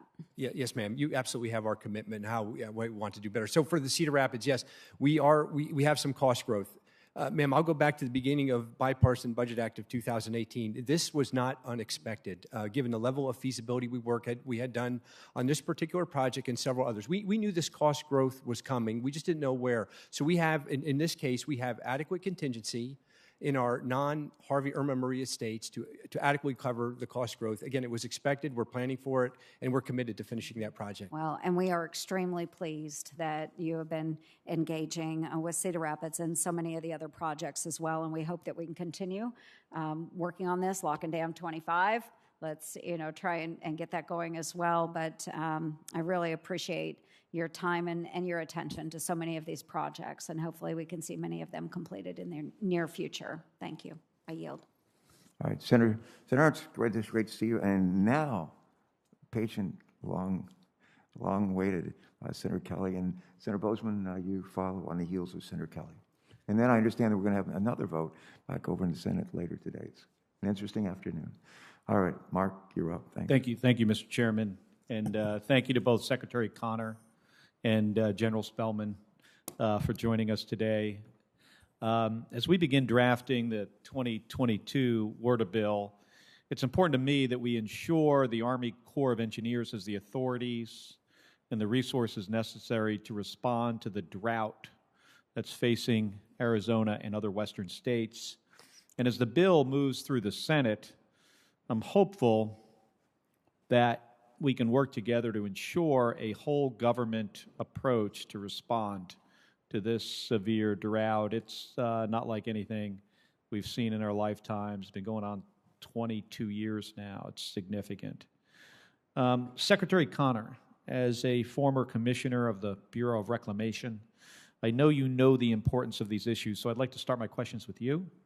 As you know, the 2020 WRDA bill authorized a new Section 595 Western Infrastructure Program in Arizona, which allows localities in Arizona to receive funding for a variety of water and wastewater projects.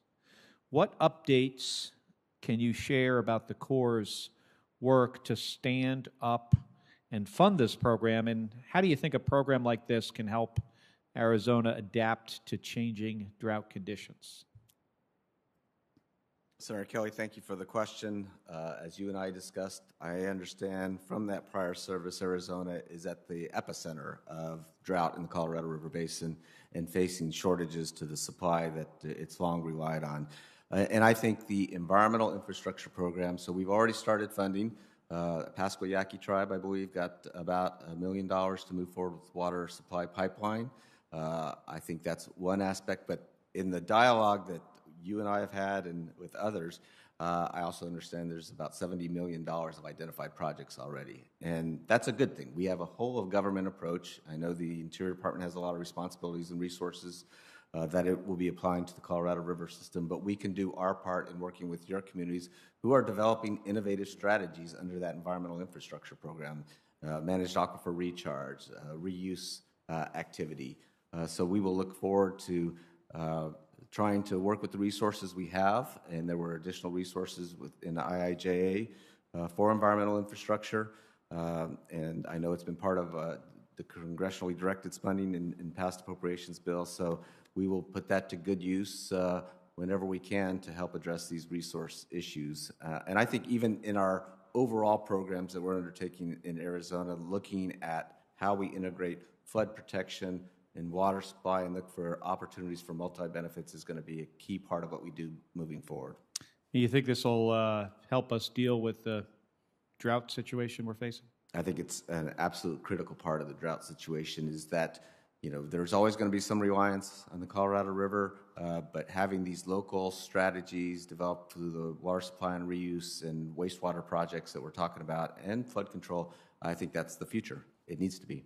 So broadening this out a little bit, do you believe that the Corps' main authorities for flood risk management, ecosystem restoration, and water supply are sufficient to allow the Corps to play its part in responding to drought conditions in the western United States?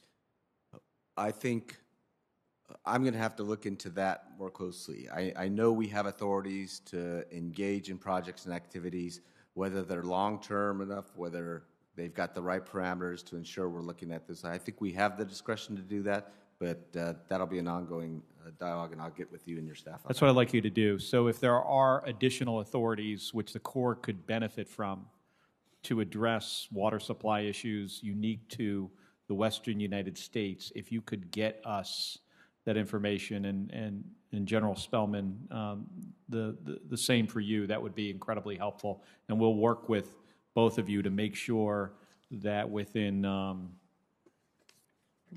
you know, if it makes sense to get you the authorities that you need. Absolutely. Thank you, Mr. Chairman, and I yield back the remainder of my time. All right, thanks. Thanks, Senator Kelly. And we've been rejoined by Senator Bozeman. Good to see you, my friend, and you're recognized. Thanks for joining us twice. Thank you as always, Mr. Chairman, and we appreciate the hearing today. Thank you all for being here. And then also, General Spellman, Secretary Connor, we appreciate you. We appreciate the administration for their support of the President's 2022 budget request for the Three Rivers Navigation Project. This is something that's essential to the river. If it fails, then it's not, and it's not a question of if, it's when. Then it would, you know, severely make it such that essentially the Arkansas River would shut down, which would be a real impact not only to the state of Arkansas, but our entire economy. So I do appreciate you having the foresight to address it before it becomes a crisis. In regard to, I've got a couple questions. Congress authorized the deepening of the MCARNs in 2003, and work on the 12-foot deepening project was initiated in 2006 using funds appropriated in 2005. However, the project has been inactive since then. I understand pre-construction engineering design funds. This is something that we've been working with Senator Inhofe and the Arkansas delegation, the entire Arkansas delegation, Oklahoma delegation. But I understand pre-construction engineering design funds will be required in fiscal year 22 and 23 for resumption of the deepening project. What are the capability figures for pre-construction engineering and design for the Tulsa and Little Rock districts for fiscal year 22 and 23? Sir, General Spellman, I'll take that. Sir, we're going to express the capability for $10 million. There is some more design work, but I also want to share with you that we're thinking proactively here. We're combining some already funded O&M work for bank stabilization and rock placement that we need to do, but that's also going to serve us well when we move forward with the deepening. Very good. The final question has to do with the levee safety provision that was enacted as part of the Water Resources Development Act of 2020. Section 131 of WRDA directs the Corps to do three things with the individual levee sponsors for systems in the federal portfolio. Identify project-specific engineering and maintenance deficiencies, if any, describe recommended remedies and the associated cost of these remedies, consult closely with the non-federal sponsor throughout the process. We were part of leading this. And the problem is we have a situation where we all agree you've got a levee that really is very well maintained. But it's a catch-22 situation in the sense that with your grading structure, it's not recognized as that. And then you say, well, how can I fix this? You know, what can I do to get it up to the level? And there's simply no answer. So this is something that we have to get fixed. It's, you know, we've got excellent levees not only in Arkansas but throughout the country with this minimally, you know, acceptable rating, which is simply, you know, it's not good. Sir, I know we're going back in working with the public on this. I know one of the pieces that we've received a lot of feedback on is how we're defining risk, right? It's a probability, at times a consequence. And the probability, of course, is what you described, the state of the levee, the structure of the levee. How sound is it? It's the consequence, right, if that were to fail. And we were using that as a metric to help the Secretary make informed decisions with limited funds, right? You can't go out and fix everything. So let's use this risk metric. We're going to circle back on this, sir. We've got more communications to do with experts in your state and throughout the country on how we can better communicate this and find a way forward. Yeah, I again, and we need to do that in a timely fashion. The other problem, you know, we have had on the Mississippi, our various waterways, we've had these massive floods, these centuries floods. That's a great stress test, you know, for areas that have held up with no problem at all. You know, what better measurement is there, you know, that they're capable of doing? See what I'm saying? The other side is that you all can be very proud. You know, you've designed a system that really has done well, and we can be very proud of that. But we've got some problems in the ministry. So, thank you, Mr. Chairman. Thank you guys very much. Senator Bozeman, thanks as always for joining us and for your thoughtful questioning. I have a series of questions I'd like to ask of Secretary Connor and General Spellman. Before I do, just almost on a personal basis, Mr. Connor, you've been in this new job for how long now? Senator, I think it's 6 weeks now. All right. Does it seem longer? No, it's actually just one long day, it seems like, since that time. All right. Just take a minute and reflect on your new responsibilities, what you'd expected, what you've found, what are you encouraged by, maybe what are you challenged by. Just take a few minutes on that, and then I have some other prepared questions. Senator, I appreciate the question. I am taken aback about the level of respect across, on a bipartisan basis, across regions of this country, the work that the Army Corps of Engineers does and the importance that it has to many, many communities. There's obviously a lot of issues all the time, but I think people have made it clear to me they take a step back and they look at the totality of what the Corps does in their communities, and they appreciate that work. And it's resonated with me how important this organization is. The expectations are daunting with respect to the need that exists. And you've identified a great number of things that we should be working on, particularly in a climate-impacted world. And the enormity of the task ahead of us is daunting, to say the least. But I'm confident. I feel very fortunate to be working with the folks that I get to work with and to have a role in this organization and to be charged with responsibilities that Congress and members like you have for this organization. And I think it's a great partnership, and I think we can do a lot of great work, but we have the weight of expectations of execution too. And so it's not about just thinking about it, talking about it, having good intentions.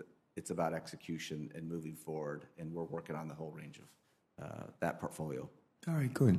I think you partly answered this, but when we passed the bipartisan infrastructure bill that this committee provided the foundation for, on the water side, drinking water, wastewater, flood issues, and on the surface transportation side, the roads, highways, bridges issues as well. The first part of getting that money out to the states, put it to work, has been done.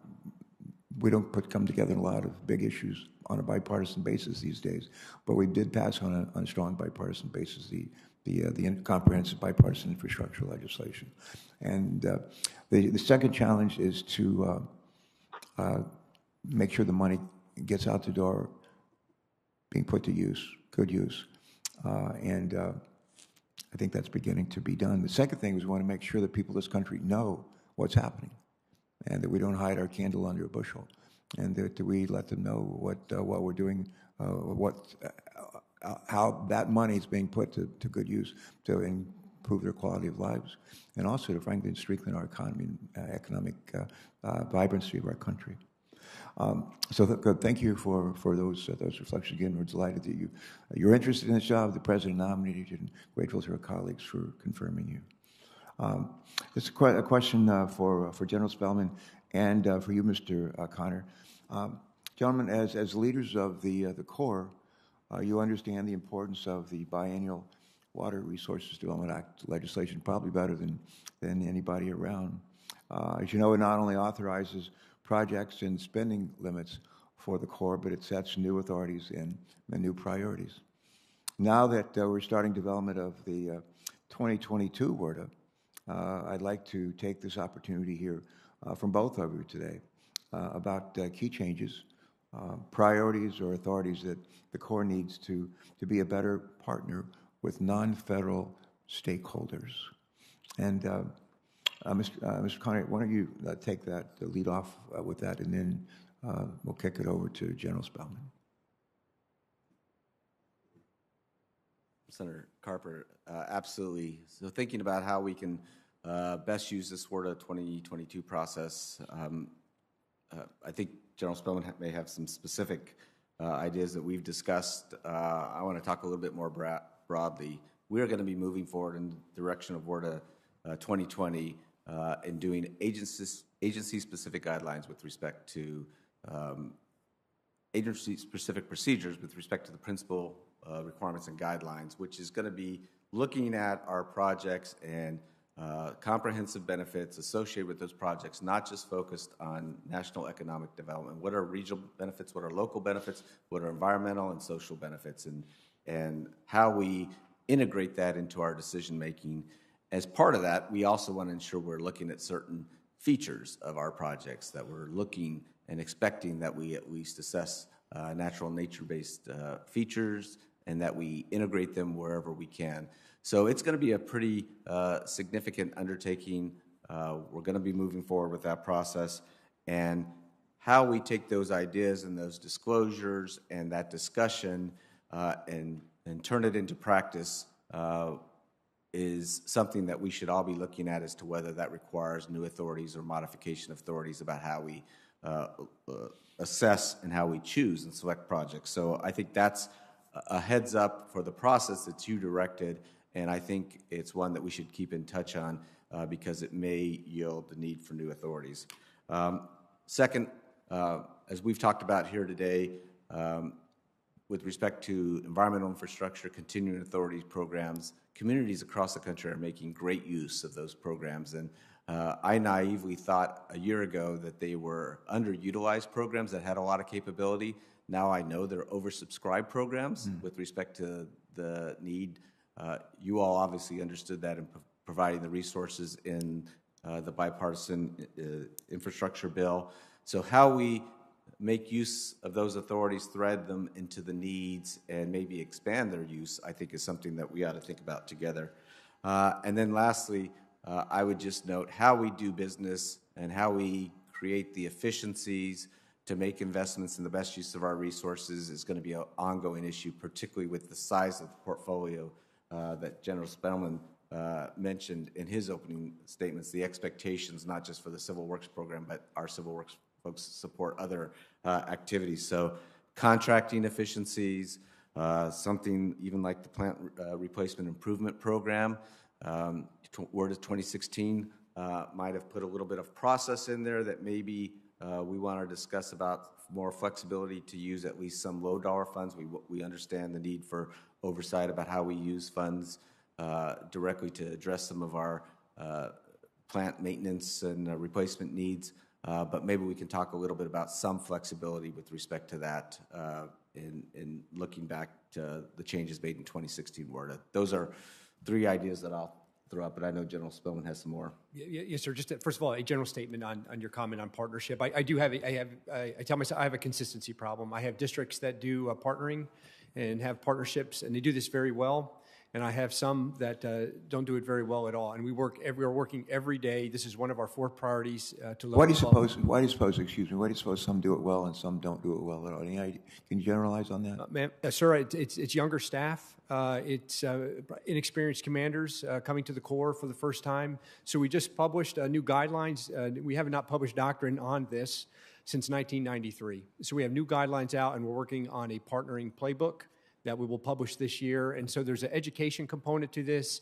There is a sharing of best practices component to this as well, and we're working on this very hard. Sir, with respect to WRDA 22, a couple things. First of all, again, on partnership, I would like to see a reauthorization of the Tribal Partnership Program. This came to us, it was authorized in 2000, it sunsets in 2024. We've completed a number of very good studies under this program. We've completed one very good construction project up in South Dakota. I would like to see Congress reauthorize this program so we can take these studies and move them into good construction projects. So I'd like to have the ability to assign warrant officers and non-commissioned officers to my civil works projects. I mentioned the massive workload. Today I have 800 military men and women in the Army Corps of Engineers. The rest are very talented civilians. But I can't bring in all those captains and majors because of other priorities for engineer officers elsewhere in the Army. But I have non-commissioned officers with degrees in project management. I have warrant officers with master's degrees in electrical engineering, and I would love to be able to assign them to civil works projects. It's the 56 Flood Control Act that limits me to commissioned officers only. And then, sir, Secretary Connor mentioned it. I would just, if we could have a discussion and maybe gain some flexibility, it's Section 160 of WRDA 2016 that puts some governance on top of my plant replacement improvement program. I have to publish a perspective each year for those projects. So these are types of projects where out in the field I store equipment, or I have a field office. And they're small generally small projects, 7 to 8 million. I have not had a project approved or we've moved forward on since the implementation of this provision.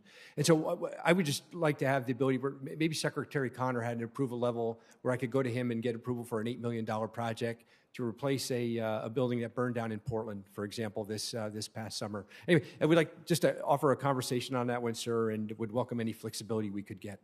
All right, thank you. Aside from what you've just said, are there any other key issues you'd like to see addressed that come to mind in the coming WRDA bill? You've touched on a number of them, but anything else anything else you'd like to mention before I turn the Sir, page next? I'll mention one more, and it goes back, we mentioned it earlier, the Hurricane Storm and Damage Risk Reduction System in New Orleans. There's a section 3017 from WRDA going all the way back to WRDA 18, and that allows us to account for subsidence and settlement in the levees and the flood walls in and around New Orleans. That authority expires in 2024, and I think we would like to keep that system intact and keep it whole, and for Congress to reconsider extending reauthorizing that authority as well. Okay, good. Next question. This would be, I think this would just be for you, Mr. Connor, and deals with collaboration with, especially with stakeholders. Stakeholders and sponsor collaboration with the Army Corps of Engineers, as you know, is critical to solving today's water resources challenges. It helps to limit the cost of missed opportunities, promotes better planning, provides better transparency, and results in more fiscally and, I think, environmentally sound projects. The Corps, unfortunately, has been limited in its outreach, particularly in disadvantaged communities. In addition, the Corps has still not completed implementation guidance on the disadvantaged community provisions contained in WRDA 2020. Question. First, actually a two-part question. First, when do you think we can expect the disadvantaged community guidance that Congress has required? And second, what more should the Corps be doing to collaborate with non-federal stakeholders, including those in disadvantaged communities? Will you take on those two questions, please? Absolutely, Senator Carper. It's a great question. I think we need to, it's going to be a priority here now, as I committed to in my opening statement, moving forward with the guidance and getting the right definitions of disadvantaged communities, economically challenged communities we need to just make a decision, and that'll set us in a position to finish the guidance, particularly because we have resources in the IIJA, specifically the $30 million that was carved out to move forward with the investigations and working on projects with those marginalized, disenfranchised communities. And then the CAP program, the $100 million that was set aside so that we can use those range of authorities to work with those communities. So we've got resources now. That's always an issue. They're there. We need to put in place the guidance. So that'll be a priority for me coming and moving forward on that in the very near future. With respect to being able to partner and work with these communities, a couple of things I will just mention. I'll go back to looking at comprehensive benefits, which is the Corps is already doing, but then trying to institutionalize that with our agency-specific procedures to implement the principal requirements and guidelines.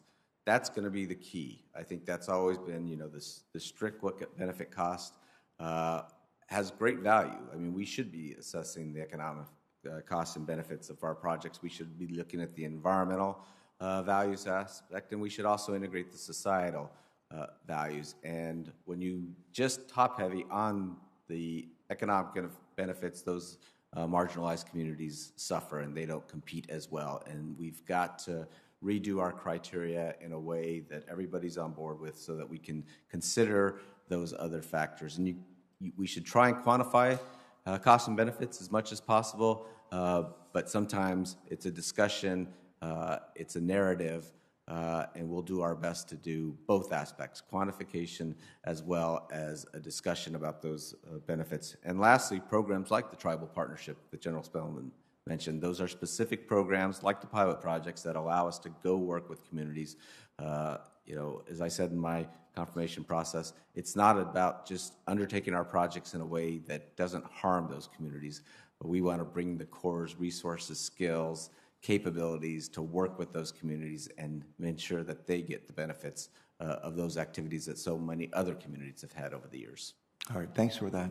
I have a third question, and I'm going to address this, Mr. Connor, to you and to General Spellman. I think I'll ask General Spellman to lead off. We'll let you rest for a spell. But the subject is sea level rise, something near and dear to our hearts in the first state, and frankly, a lot of places on the East Coast and the Gulf, and even on the West Coast and the Great Lakes. But, gentlemen, as you know, as a senator from the lowest lying state, I've already referenced that once today. But sea level rise and extreme weather becoming more and more of a cause for concern. Earlier this year, I asked General Graham if the Corps accounts for climate change in project designs, and he answered yes. It seems, however, that the Corps only designs projects to address damage from storm surge. And in a storm situation, flooding can have more than one cause. The Corps should comprehensively reduce the risk of all flood hazards when it designs a project, including climate change fueled sea level rise.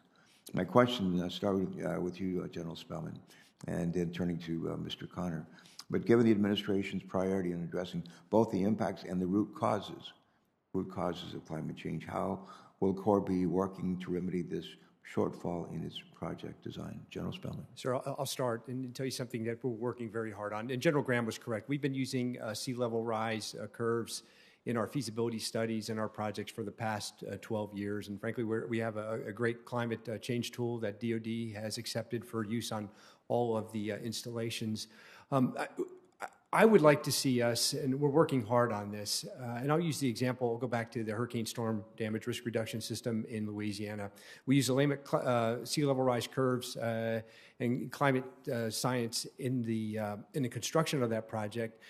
And the Corps has been credited with the performance of that structure, along with our great partners in Louisiana for its performance during Hurricane Ida.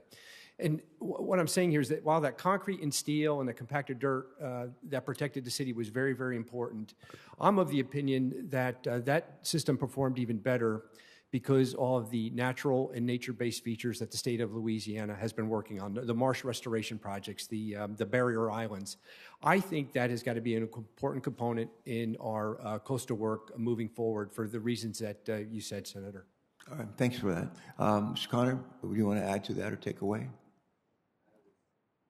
I would simply add that in a lot of cases now we're doing these coastal resilience assessments and studies, and I think those are great opportunities to integrate that risk and continue to evaluate the risk and then look at the broad array of solutions that we can enhance the existing protections that are already in place. And I think that's going to be critical. I absolutely agree with General Spellman.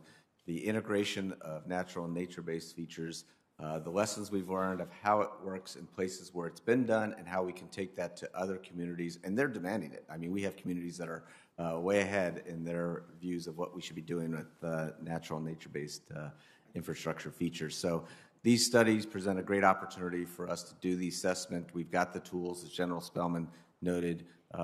It's going to be an ongoing process. Even where we've done resilience activity to date, we have to constantly reassess given new threats and giving new opportunities to address those threats. All right, thank you. I have one more question I want to ask Mr. Connor of you, and then I'm going to give each of you a minute or two just to close. You give an opportunity to give an opening statement. I'd like to give the opportunity for you to give a little closing statement as well, something you want to reemphasize or something you think that's been missed that you could comment on. But Ms. Connor, my last question would be with respect to the Corps' budget. And as you know, the Congress typically funds the Corps at levels above the President's request. For example, I think in 21, the President's request was about just under $6 billion. I think it was $5.97 billion to be precise, and Congress provided 7.8. So that's an increase. That's probably about a 25% increase above the President's request in FY21. While these numbers are large, the Corps has not made a significant dent in the project backlog, which is estimated, as I mentioned earlier, to be nearly, I guess, over $100 billion, maybe closer to $110 billion. Between the Infrastructure Investment and Job Act, also known as the Bipartisan Infrastructure Bill, annual appropriations added to that in additional supplemental dollars, the Corps is expected to have somewhere between $80 and $100 billion to invest over the next five years. With such a large backlog, how will the Corps balance work on backlog projects while also helping communities that have newly emerging needs? It's a complex set of issues that we need to deal with, addressing that backlog and moving forward with the new protections and the new demands that exist. And as you note, we do have a significant backlog. I think the figure I saw for WRDA 2020 was something in the neighborhood of another $15 billion. And that goes to the ongoing need and maybe even enhanced need going forward. So I think we've got to look at those projects, and there's a process to continue to look at whether some projects shouldn't move forward, particularly in the way that they were originally envisioned.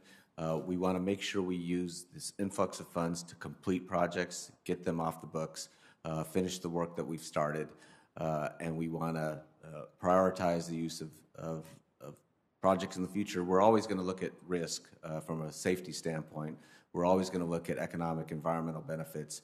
There are other needs out there and other demands, and also with respect to the administration, we're looking at resilience, we're looking at environmental justice, and we're looking at supply chain as priorities that we need to address. So it's going to be a balance of trying to finish projects, trying to really assess future risks, and moving forward with those priorities. I do believe that we can make a dent with the resources we have.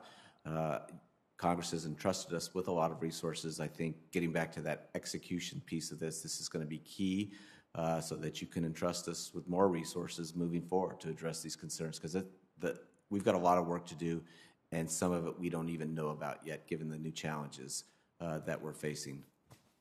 Okay, thanks for that reply. My last thing is, this is really giving each of you a minute or two, maybe three, to add anything else that you think you'd like to reemphasize, or something maybe that wasn't raised that you'd like to leave on the table. Mr. Connor, why don't you go first, and then we'll go to General Spellman. Thank you, Mr. Chairman.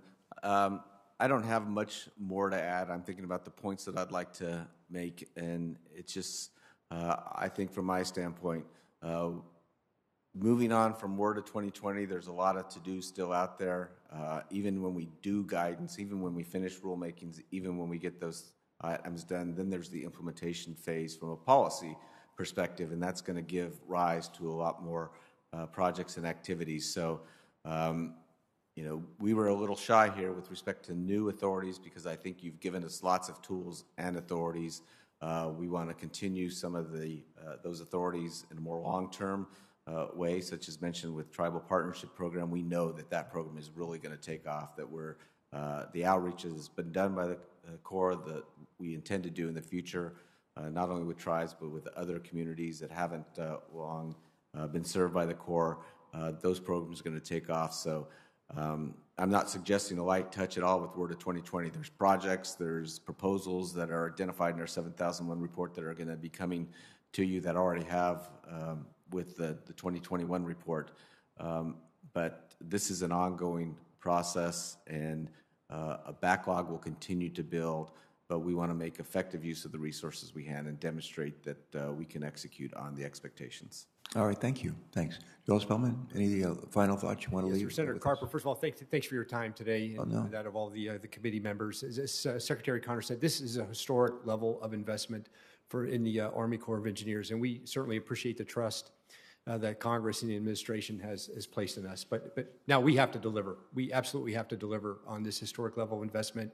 And you just have my commitment. We have every tool on the table to get these projects in the ground. So whether it's new contracting strategies, new acquisition strategies, delegations, workload sharing, which we experienced here in Delaware not too long ago, non-federal sponsor-led work under the 1043 authority, or any other tool. We are an open book.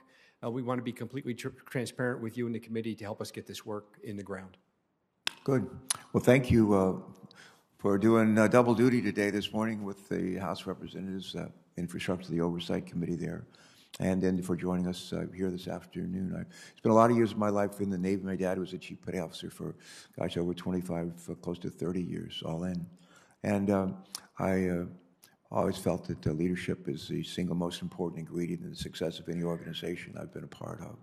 I'm encouraged by the leadership we have, civilian and military, and with respect to the Army Corps of Engineers and their responsibilities. So thank you both for your willing to sign up to do this work, and we look forward to working with you. The time I spent in the Navy, I was always impressed with some of the finest officers I ever served with were people who had been prior enlisted. We call them DSEPs, Mustangs. And some of the finest people I served with were folks who were non-commissioned officers, including chief petty officers like my dad and others. And I think you asked us to look at some of the language to see if we might give folks who enjoy those ranks some opportunities to make greater contributions. We'll take a close look at that. And this is not the end of a conversation, it's the beginning of a conversation. And we look forward to continuing that conversation, making sure that all this money, all these resources that have been appropriated, find a good place to go, consistent with the guidance we provided, and that we can be proud of the implementation that lies ahead. With that, I've got a little bit of housekeeping, very little bit of housekeeping to do in order to close our hearing. Senators will be allowed to submit questions for the record through close of business on Wednesday, January 26th, and we'll compile those questions and send them to you, both of you. And we ask that you reply to them by Thursday, January 27th. Not really. We're asking you to respond. We're going to get the questions back from our committee by Wednesday, January 26th, and we're going to go all the way till February, Wednesday, February 9th, in order to reply. We ask you to try to be timely in those responses. It's important stuff, and for especially those of us on the coast of our country, and frankly, I don't know, Senator Ernst was here talking about the needs that they have in Iowa, and we have heard from folks in, Michigan and Alaska. There's a huge interest in the work you do, and we're anxious to be good partners. And thank you again for your leadership and for your testimony today. And with that, this hearing is adjourned. Thanks very much.